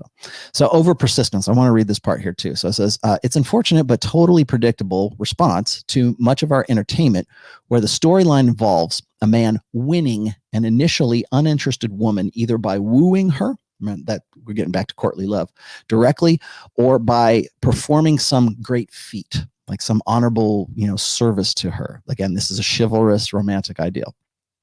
We've seen this archetypal story played out for centuries since the rise of courtly love.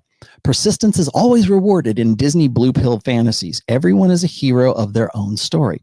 So if you're raised on that kind of stuff or like that, of course you don't take an initial no as the final answer.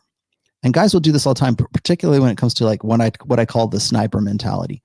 Guys will, because they want to prove themselves, prove their quality to milady, they stick it out. They be I gotta be your friend first, gotta be your emotional tampon, I gotta do these things, I gotta prove to her that I'm a perfect boyfriend, and they do all those things, and they get really pissed off when that doesn't like, there's no ROI, right? There's no return on investment. I've said before, like for men, for the 80% men, the guys who are more like sort of betas, they have to sort of adjust their expectations according to what their own self-impression is of themselves, like in sexual market value. But what they do is they end up becoming, putting all their eggs, their reproductive eggs, so to speak, in one basket. And that's where you get the sniper mentality. What that means is the guy waits and waits and waits for his perfect shot. And then when she's pissed off at the guy, she's pissed off at the alpha guy, that's when he goes, what about me? I've been doing all this. I'm the perfect guy for you. And usually what happens is it's guys who are like in their mid-20s or their early 20s, and they go through this and they learn the hard way that hypergamy doesn't care about them trying to pre-qualify themselves or trying to sell themselves, because her hypergamous filter, her intuition has already said, okay, this guy's a chump. He's a beta. He's sweet. He's cute. He's sweet, but he's not hot. He's not one I want to get with. What really screws guys up is if they still have that sniper mentality, that persistence mentality, when they get to be about 30 or 33, somewhere in between there. Because what happens is the girl that they've been waiting for, like a sniper, right? They're waiting for their one shot. And I only got one shot. I got to try it. And usually they take that shot and they get a let's just be friends kind of rejection or something. And then they go, okay, well, so you're saying there might be a chance? Great. I'll go back to being a sniper again, and I'll do all these great things, and I'll keep going. Unless they learn the lesson that that's a rejection, they will stick it out. And then when they get to be 30, 33, and that woman is at her most necessitous, that's when she goes, well, he's not as exciting, but he's always been around. So I guess I'll get with Joe, who's been waiting for me for, I don't know, 10 years now. and that guy thinks the clouds have parted and the angels have sang, oh, here it is. She's the one. That really screws guy. You want to talk about a guy who's going to be blue pill for the rest of his life? That's the dude. So if you're raised on stories like that, of course, and you don't take initial no for an answer, it's all part of the story, right? You're the hero and you want her, so you'll get her in the end. And that's what I was talking about here is there is the end of those stories, those romantic love stories that are written usually by beta gamma males anyways. They always get the girl in the end, the girl who would otherwise never have anything to do with that guy. Persistence is always a sensitive topic in the manosphere. Some guys will tell you that even without indicators of interest, a woman is only a conversation away from being into you if your game is good enough to convince her. Others will tell you that others will tell you to balance your efforts and play to your strengths. Why bother with a dead end if other opportunities are available? It's one of the reasons I keep telling you guys to spin plates. In either case, a guy can come off as creepy when he takes this persistence to the extreme. It's one thing not to take a hint from a woman. It's another order of degree worse when a guy persists in not taking that hint because he's been taught that he'll be rewarded if he's persistent. So let's see. I have this was a quote from this article. It says, I have had the attempts at polite rejection turn scary. This is from the same woman. Thankfully, the worst it ever got was being slammed into a wall. Enough times that as soon as someone doesn't take no for an answer, I start to internally freak out.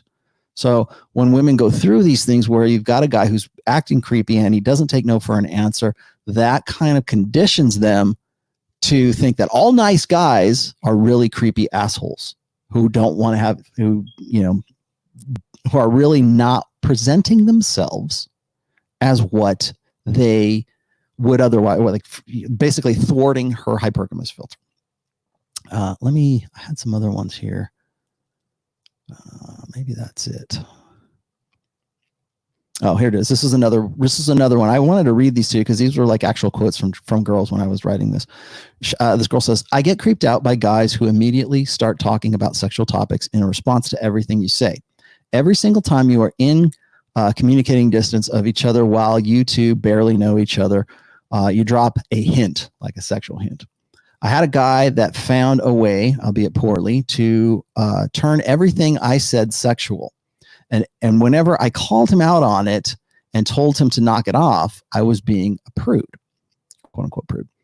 Also, asking personal sexual questions or sharing stories of the same, especially if you're not even casual acquaintances. I know a lot of women who want to be polite but are totally creeped out by this. And why wouldn't they? Because it's the guy trying to sell himself as a sexual opportunity for her when she has not made that balance. Made that determination between hotness and the attraction factor. So again, like I said before, if the guy is super hot, it doesn't matter. That guy can be sexual immediately. And she'd be like, yeah, okay, sounds good. Hey, the foam cannon party's over here. So she can go and do those if the guy has the sort of gravitas and has the look of the alpha that she's looking for. But not every guy has that.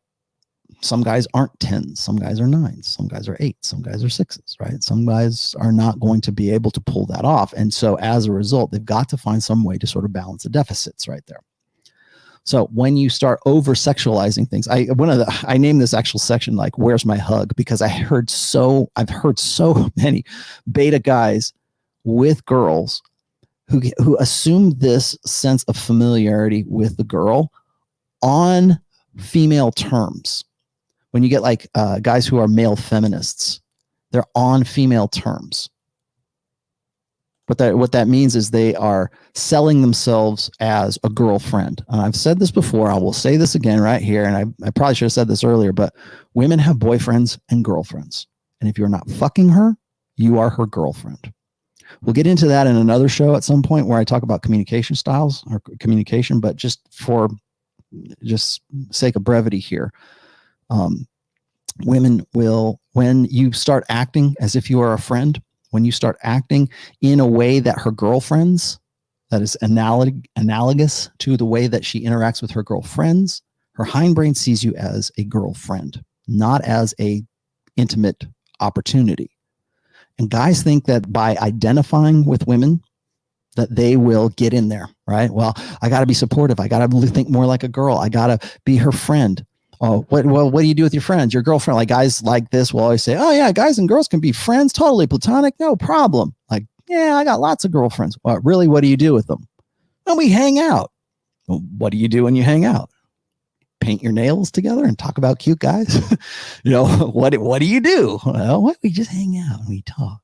Yeah, just like her girlfriends do. That's what you're doing. You are imitating. You're playing the part of a girl. You are her girlfriend by the way that you interact, because most guys will, when they get into those situations of like quote unquote platonic friendships with a woman, they're doing it mostly because they want to get in there. But like some guys will say, well, you can have a girlfriend. Well, I have female acquaintances, but I'm not going and hanging out with my female acquaintances. I'm not going to movies. I'm not engaging in hobbies. I'm not, don't have these shared interests, right? I mean, it doesn't mean you have to be an asshole. It doesn't mean you can be an acquaintance. You can even be sort of somewhat of a friend with somebody, but there is a difference between a woman that you are sort of friendly with and a woman who you are trying to get with by passing yourself off as a woman yourself, or at least personality wise. What creeps women out? You trying to do that. When I listen to women say, well, I hate nice guys because nice guys are just trying to get in. They're sneaky. They're playing, what is it? Was it Jordan Peterson or was it Gad Saad who said, it's called sneaky fucker game. That's what male feminists play. They try to it's like the wolf in sheep's clothing. They're the nice guy. Well, they're only being nice because they want to get my pants. Well, probably, but there are genuine nice guys who want to be nice to you. And yeah, they probably do, but they're not trying to push you down on the bed and ride you to glory.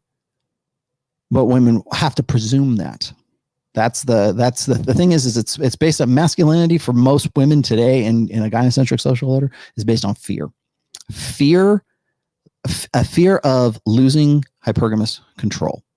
And when women get creeped out, it's almost always because they fear that the guy in some way, either kind of sneaky or overtly by force, that's rape, or by deception, by subterfuge, by misdirection, by presenting yourself as something that you aren't. I think I was talking about this about 6 months ago. I think there was, I don't know if it got passed, but I think in Australia, they were trying to put it on the books or into legislation that if a guy or if a woman, and I know this is true in India, by the way, but I know they're trying to get this done in Australia, but they were trying to get it so that if a woman had sex with a guy under false pretenses, meaning like he said, I'm a doctor or I'm in med school or I'm going to make partner my attorney and my whatever, I'm going to be an attorney soon. And she had sex with him based on that. And she finds out that he's actually a barista or a sandwich artist at Subway. Then she can now sue him and send him to jail for rape. Same thing with guys in India is, this is sort of the standard thing is if a woman has sex with a guy and the guy says, no, I really don't want to marry you. Now that woman has been raped. And according to law in certain parts of India, the guys go to jail for that, or they can get beat up and they can get killed by other men, other blue pill white knights, because she says, he raped me. Well, what did he do? He won't marry me, and I had sex with him. Oh, well, you said he's a rapist, so we're going to kill him and drag him in the streets and bloody his nose and send him to hell. And, I think that's kind of a dangerous place to be. But again, why would that be standardized? Why would that be a mandate? because we need to ensure that women's hypergamy is optimized.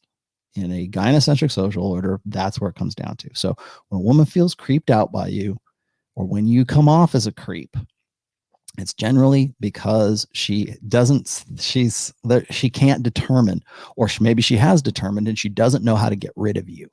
She doesn't know how to sort of push you off, or how to sort of let you down easy. And I think, I guess it kind of depends on the personality of the woman. Some women will just say, go, get away from me, you creep, that kind of thing. They'll say that to be overt, but most women will try to be like sweet to you. Particularly if you are if you got Asperger's syndrome, or you're autistic, or you're just basically low social intelligence in some way.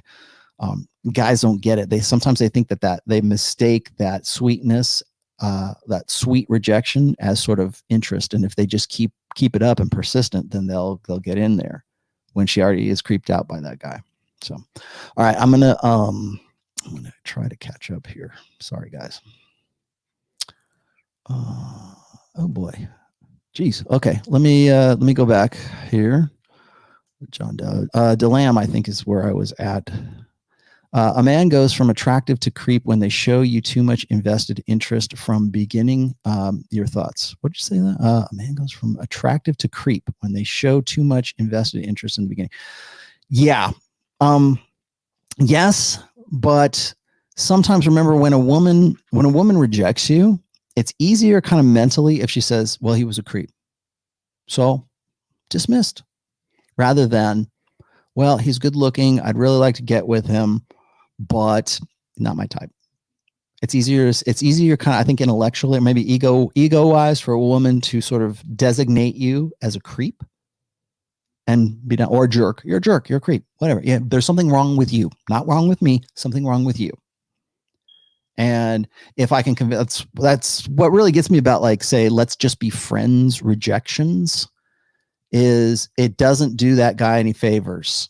It makes the guy still think that there's a chance. Like, oh, can't we just be friends? Sure we can, until I figure out how to get in there. Because if we're still friends, then, what? But women offer that sort of olive branch of friendship, even whether they, think that they're going to, let's say, women think that guys are going to get that. Women think that, well, if I say, hey, let's just be friends. And what I've always told guys this is, like, if a woman says, hey, let's just be friends, in a rejection, you say, no, I got enough friends. Thanks. I get it. I understand a rejection. We're good. Thanks. No harm, no foul. See you later. Good enough. Good enough.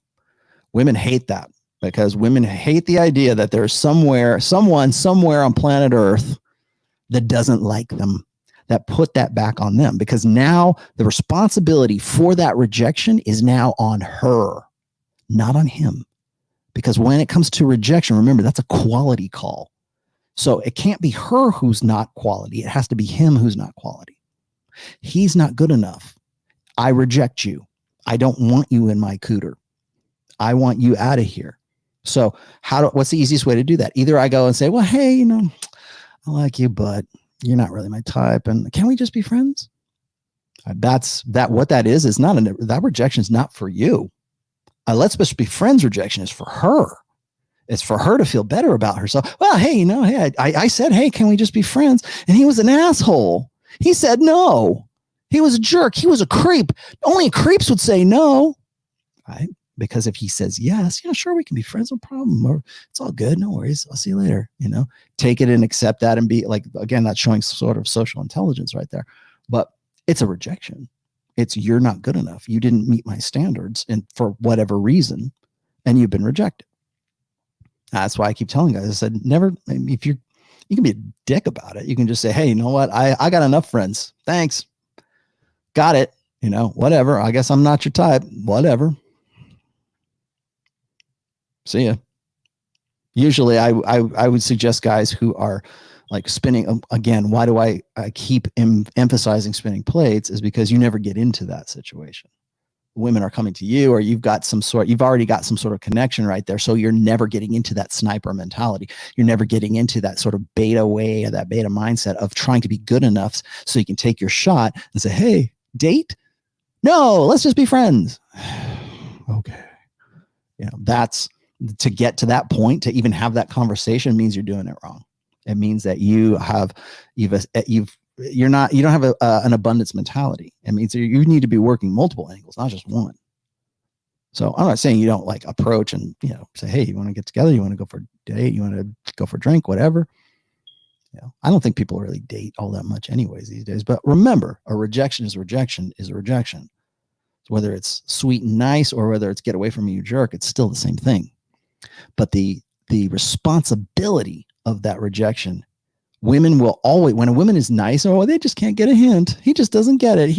The reason why she gets upset about you not taking the hint is because now the responsibility for the rejection is back on her ego, not on his. That's why I tell guys, don't accept, say, you know what? Okay, I got enough friends. Thanks. We're good. Now she bears the responsibility for that, as she should, as a woman should. And I think if that's the case, and I don't think you should get into that situation in the first place, but if that's the case, it should be incumbent on the woman to accept the rejection on herself, not place it on the guy.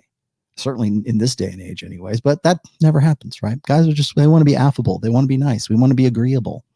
Yeah, sure. I'll be your friend. No problem. Never see her again. Yeah, well, we were friends. We parted as friends. No, you didn't. Just parted. That's what you did. Let's see. Eleanor Rigby. Jeffrey Dahmer had very thick glasses. Are you mistakenly thinking of Ted Bundy? I don't know. Like I said, I don't know. It was either Ted Bundy or Jeffrey Dahmer. One of the good looking one of those. That's what I'm talking about. Mike Land says, is declaring a guy creep a facet of indignation? It can be. It can be. I think so. And I'll tell you why. And I wanted to talk about this on the last one when I was talking about indignation, when I was talking about how women get that chemical rush from indignation. What was it, 2 weeks ago? Did I do it from, which one did I do it from? I think I did it from Just Get It. Was it the Just Get It one? But the chemical rush of indignation, the reason why that's rewarding, and I wanted to clarify this, the reason why indignation is rewarding for women, the function of that reward, and it is a physical, like endor, like was it squirt, right? It was the physical feelings that come from indignation. Also, it has to serve a purpose, right? Why does orgasm, what purpose does orgasm serve for a guy? Well, I want to reproduce. That's the function of it. Ultimately, that's the function of it. We do it because it feels good, right? Well, yeah, I want to get up. I want to get after it. That's why pornography is such a big deal, right? Why guys jack off, because they want to feel good. They want to feel that thing because it's rewarding. That's easy to figure out, right? But there's order of degree of reward. And guys throw this at me all the time. Well, pornography, it triggers this dopamine hit. Right? Or why do guys get addicted to gambling? Because there's a dopamine hit. Like I might win this time. Let's play the next hand of cards. I'm gonna hit the next reel on the slot machines, whatever, or I'm going to go and see what's on Twitter. I'm going to go and see what's on Instagram. I got more likes. Yay. I got good feels. It's not as good as an orgasm, but it's something. It makes you, it's at least intrinsically rewarding.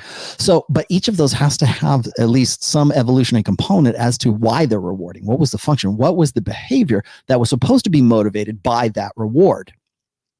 So in the case of women's indignation and the, squirt, right? The endorphin rush that comes from that, the function of that was to protect her against bad reproductive choices. Ha! I figured you out. Ha! Gotcha. Gotcha, bitch. I got you. I figured it out. Like we're talking about revenge. Like the guys get off on revenge because they think that they get the feeling, even vicariously, that she's getting her comeuppance, that she's getting, she's getting hers. Women get rewarded. I would say probably more so by indignation than guys do. Most guys, when it comes to indignation, they get off on it because they've been trained to get off on it, like in a similar way that women do. Like you can be conditioned for those things.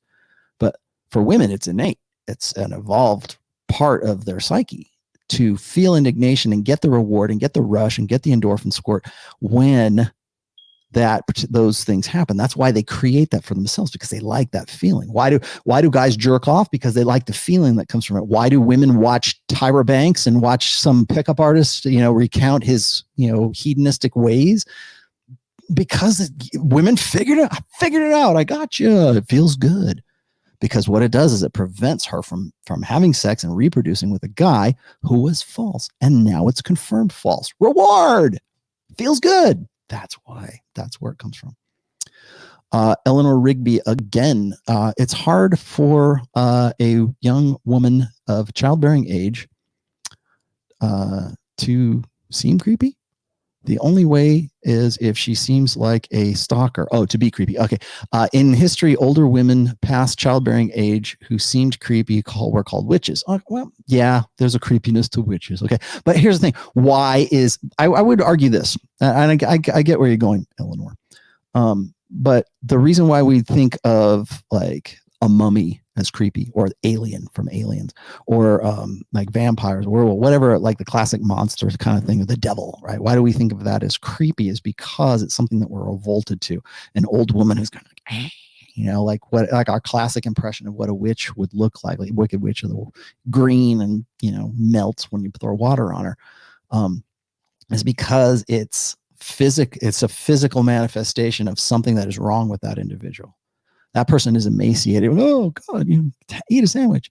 We look at somebody and we can see, just like by physical cues and verbal cues. There's lots of ways that we pick up on something that's wrong with another individual.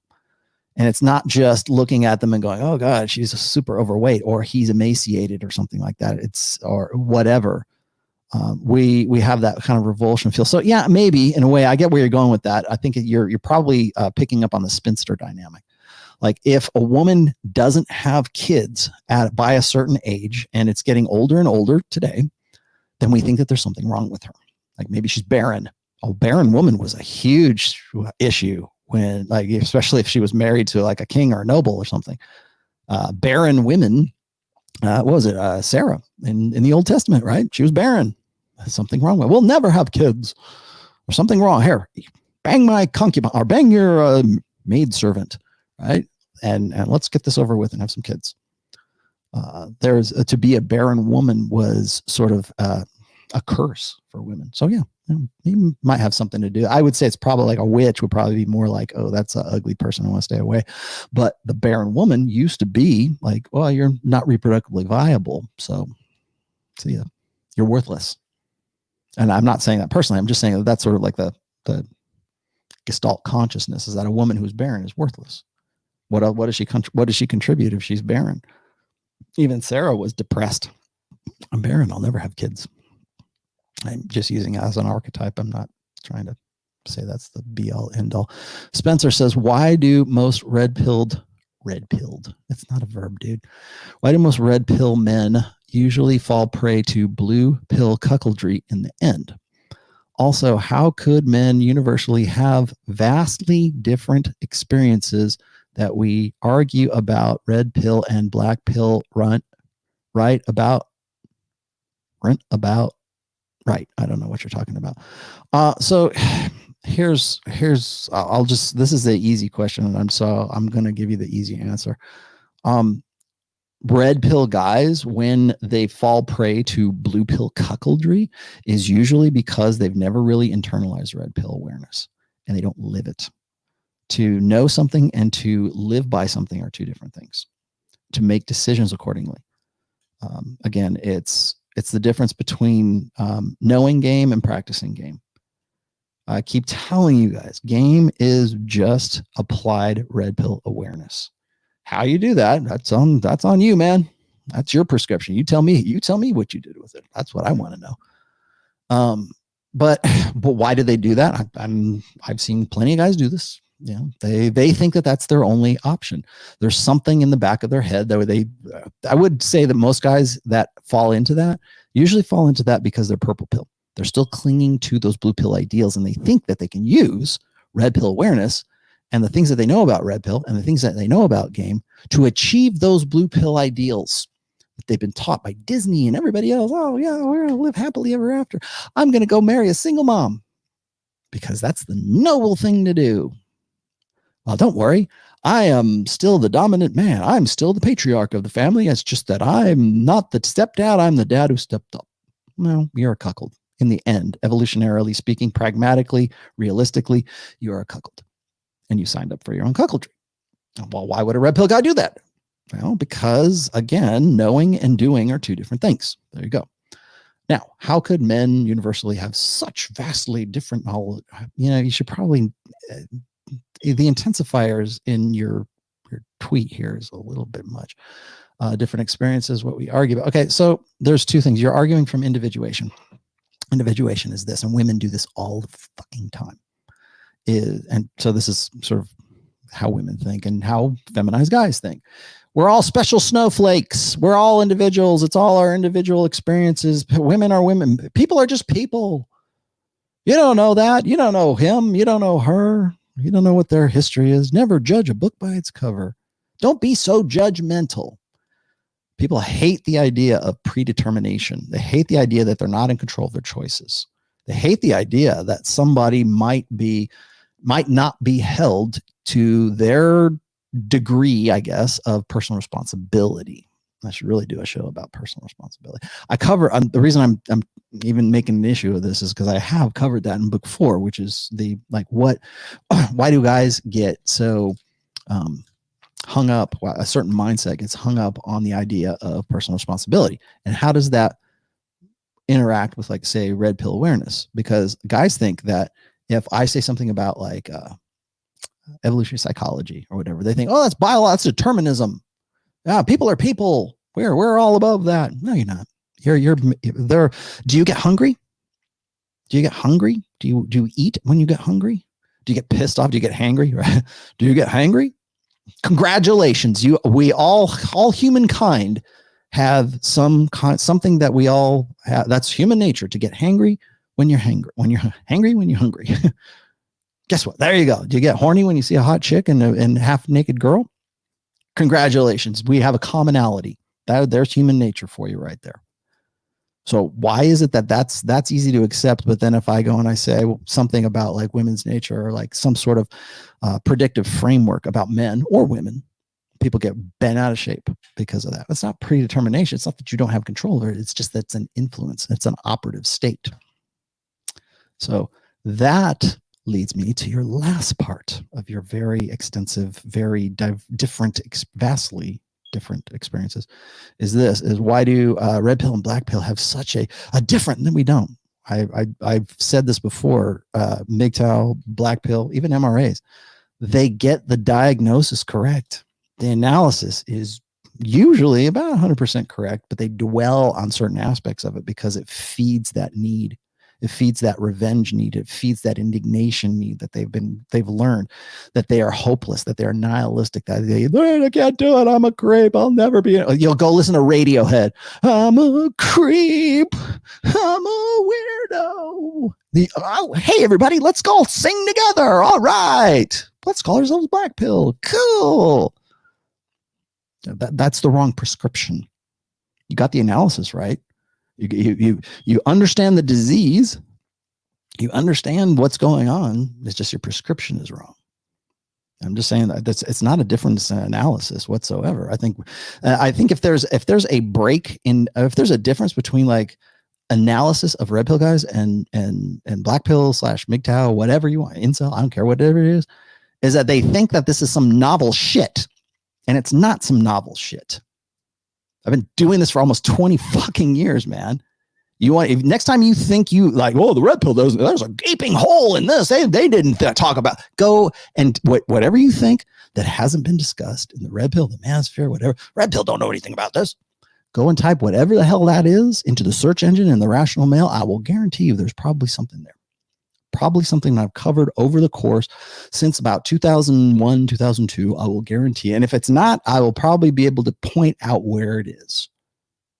So that's the thing, is I think a lot of guys think that MGTOW, black pill, this is all novel stuff. This is new. Wow, this is great. Trust me, MGTOW's been around for a while. Yeah, it has. But red pill's been around more than that. And PUA has been around. That's what started all this stuff. Everybody got curious. How do I get laid? Oh, well, let's figure it out. Okay, well, all the derivatives from PUA, MRA, MGTOW, red pill, black pill, incel, blah, blah, blah, whatever comes in the future. All of that goes back to the curiosity and the social experiments and psychological experiments that were done by the PUAs that everybody hates. Oh, those guys look like Leisure Suit Larry. They all have fuzzy boas. No, that's not PUA. But if that's what you choose, if you want a boogeyman, there you go. So anyways, that's my, there you go. Everybody wants that one all at the end. Hustlenomics says, I married in 2018. I read your book and I realized I messed up.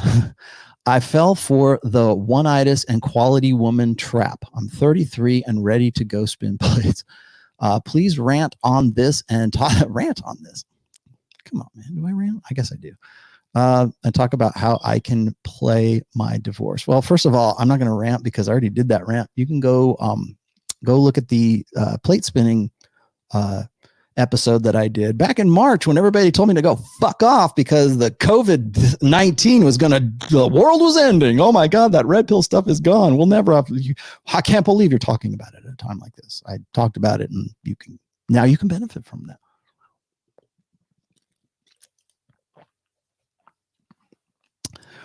So that's my first thing. The other thing is, how can I play my divorce cards right? Well, I'm probably not the guy to talk to about that. I would say you want to know. The best thing I can do is refer you to like Rich Cooper, because Rich Cooper's gone through the divorce machine, and in Canada, but still. My other thing is this: is if you are planning to get divorced, make sure you watch the documentary called Divorce Incorporated or Divorce Inc. I think is what it is. Go look that up on YouTube. And that will give you a little bit more information about the racket that you will enter into as a result of it. Unplugged Fitness says, women call me creepy in 2 instances. 1, removes her from accountability after making sexual decisions that she regrets. 2, describes low-value males that make a sexual advancement towards her. Again, because it's an overt attempt of a guy that's why women hate the idea of owing men sex, because it removes control over hypergamy. If she owes you sex, she's out of control. She's, oh gosh, I have to do this. So yeah, there is, I'm reproductively speaking, I'm not talking about prostitution, and even then she's still in control.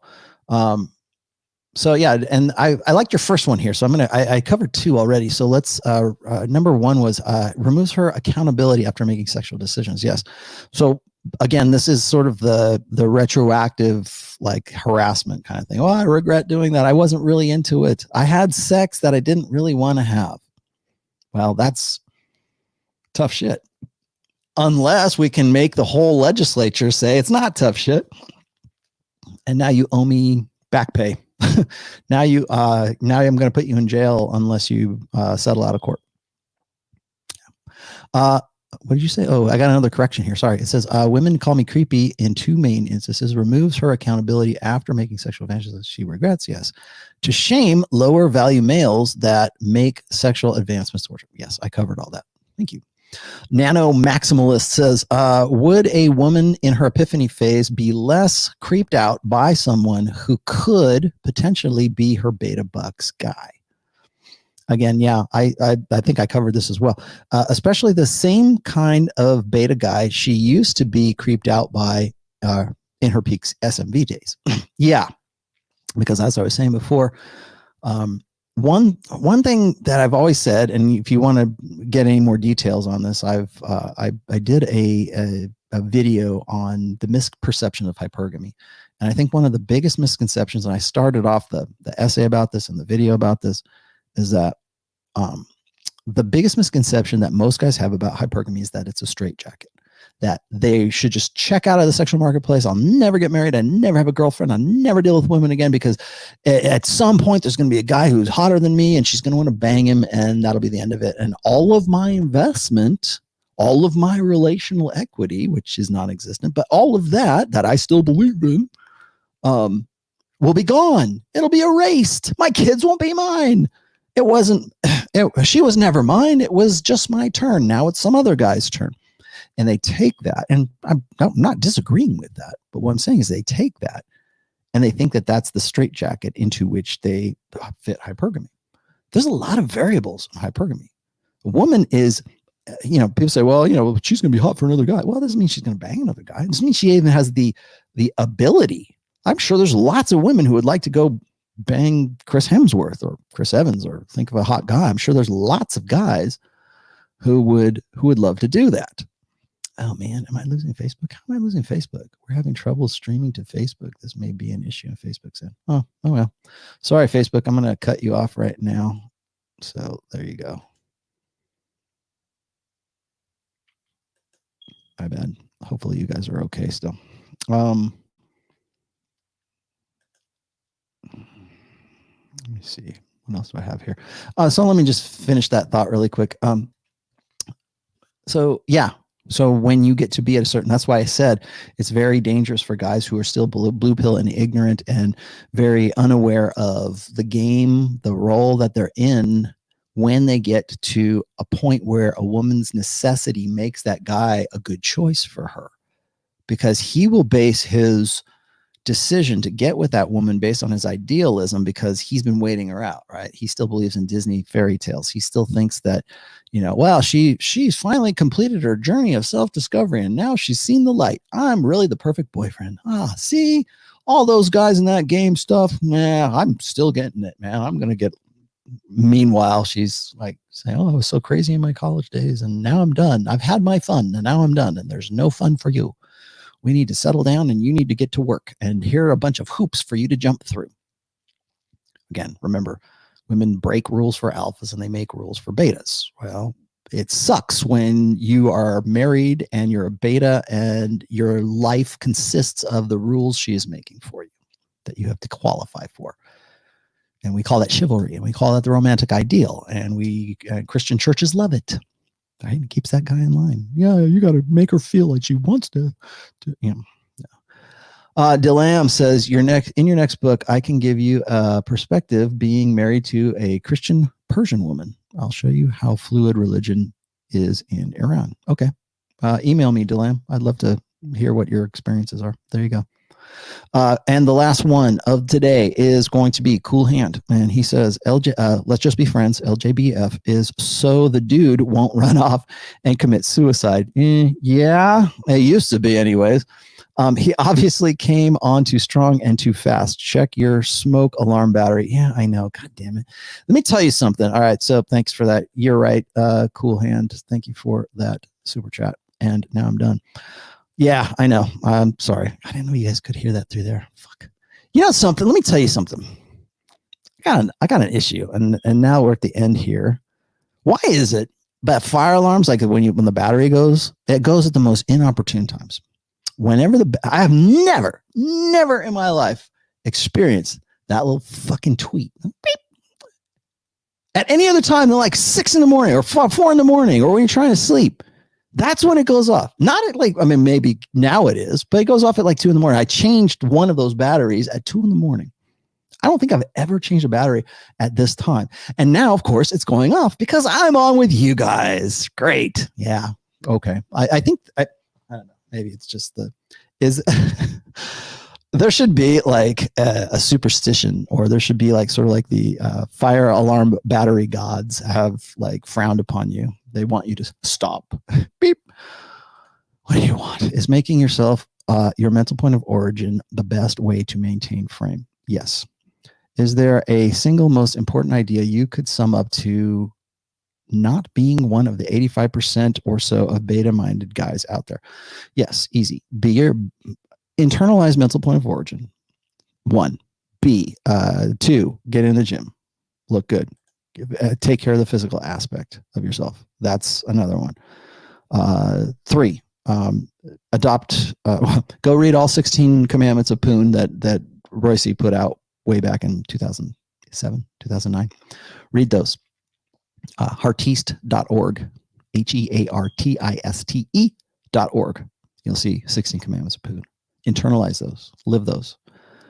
Read my book, There you go. The other thing is, if I could, there's no real, I wish there was an easy template for you, Simon, but there's not. Again, that's why I don't give prescriptions. I give you tools so that you write your own prescriptions so that you can use those to improve your life and do something different with yourself. Change your mind about it yourself. There's another one. You have to give yourself permission to change. Most guys don't ever really wrap their heads around that.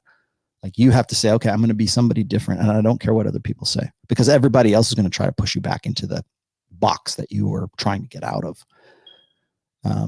Get in shape. You want to be, you think of it this way. And I this is my take on physicality, I guess, is you figure that in the United States or in Western cultures, what is it, like 68%, maybe it's 70 now, of the population is either overweight or morbidly obese. If you can be in a normal weight, you've just put yourself ahead of at least 70% of the competition that you have as a guy. I saw this one meme, somebody was putting this out there, where like this chick put out this picture of this guy, and all it was just this, no face, no nothing. It was just this guy's chest and his 6-pack abs, and it looked like a fitness model or something like that. And she says, what's preventing you from looking like this, men? And of course, she got the attention she wanted, which is what it was all about. But what is? I thought it was kind of poignant, because like, what's holding you back? What's making you, like, you don't have to look like that, but you do have to be in shape. And it takes more for guys to reach an ideal of male beauty, for women anyways. Like, it takes more effort and energy and persistence. And that's really, especially in this day and age, a good physique on a guy is not just like arousing, but it's also a subconscious signifier of persistence and dedication and duty to yourself, and making yourself your own priority. You don't want to, like, women, you don't want to know why, like, guys say, oh man, those guys are so self-absorbed.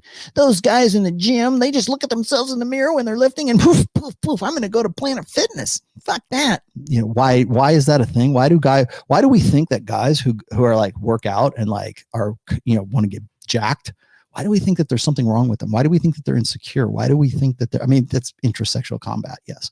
But it's because seeing that guy also represents a dedication and a discipline that they don't have. And women pick up on that too. I mean, they're aroused by you, but it also takes discipline to look like that, to stay on top of that. So it's not just about the physique. Okay. That's, yes, please do that. But it's also, remember the subconscious stuff that goes along with that. Whenever you're thinking about a dynamic, like you're thinking about hypergamy, or you're thinking about like solipsism, or you're thinking about like, or indignation, we just talked about that a minute ago, or like, a guy getting in shape, or how can I be a better person? Well, there's some basics, but it's really kind of up to you where you go with that. But for all of those things, there's some function, there's some latent purpose to looking good, to feeling indignation, to for hypergamy. Oh, it's evil. No, it's not. It's just what it is. And thank goodness for it, because it makes us a better species, right? In most cases. It doesn't have a masculinity. It's toxic. No, it's how do you use it? It's like fire. You can use it to burn down your house, or you can use it to cook your food and keep yourself warm. What are you going to do? How are you going to use that? So anyways, that's my show for today. My shoe for today. Do I have anybody else? No, I don't. Good. Oh, God damn it. Some guys also don't know that they are getting labeled creepy if you keep asking them out when they clearly are not interested. Abundance Mind says, what help keep? Yeah. Oh yeah. Gee, thank you. Another advocate for spinning plates. So you don't seem creepy. So you seem like you have options. You know who the creepiest guy on planet Earth is? The guy with no fucking options. That's the guy who's creepy. The guy who he's the guy that no guy wants to be and no woman wants to bang. That's the creep. There you go. In one precise, concise sentence. Okay. I will be on Rule Zero on Saturday. We will be, what were we talking about? Double standards. It will be on John, Modern Life Dating, John's channel. And that will be, I'm going to say tentatively it's going to be 11:30 a.m., but it might be earlier. Go check your local listings and you will see. Also, please do what you're supposed to. Subscribe to this channel. Tell your friends about it. I've been expanding quite a bit. I'm happy. Thank you for that. And the book is coming along nicely. I have never worked as hard as I have on a book before, and I've written 3. This is probably the one I have put, well, I mean, number one, I put a lot of work into it. Don't get me wrong. I was 10 years in the making, but this is me writing like constantly and rewriting. I mean, like I said, the first draft of this thing was done back in, was it January, February? But now I want this to be perfect. I want it to be bulletproof. I want it to be what I want it to be. And maybe I'm overthinking some parts of it, but I think the product is going to, for this book, about religion, I have to be a perfectionist. And so that's what I'm doing right now. So there's your update on that. Thank you, Calmer, for your kind thoughts. Oh, damn it. Forgot what I was going to say. Okay. Anyways, guys, thank you for your time. We are now at the 2:20 mark, so I'm going to end the stream. If you want to support the show, please do. All of the support links are I never make a big deal out of it, but until the end, all the support links are in the description. PayPal, I take Bitcoin. I will take your mother's gold teeth. Whatever. Please, if you want to, if you got anything out of this, please donate. That'd be great. Again, I don't do this for a living. It's just something that I do. And if you don't want to make a financial contribution, then that's fine too.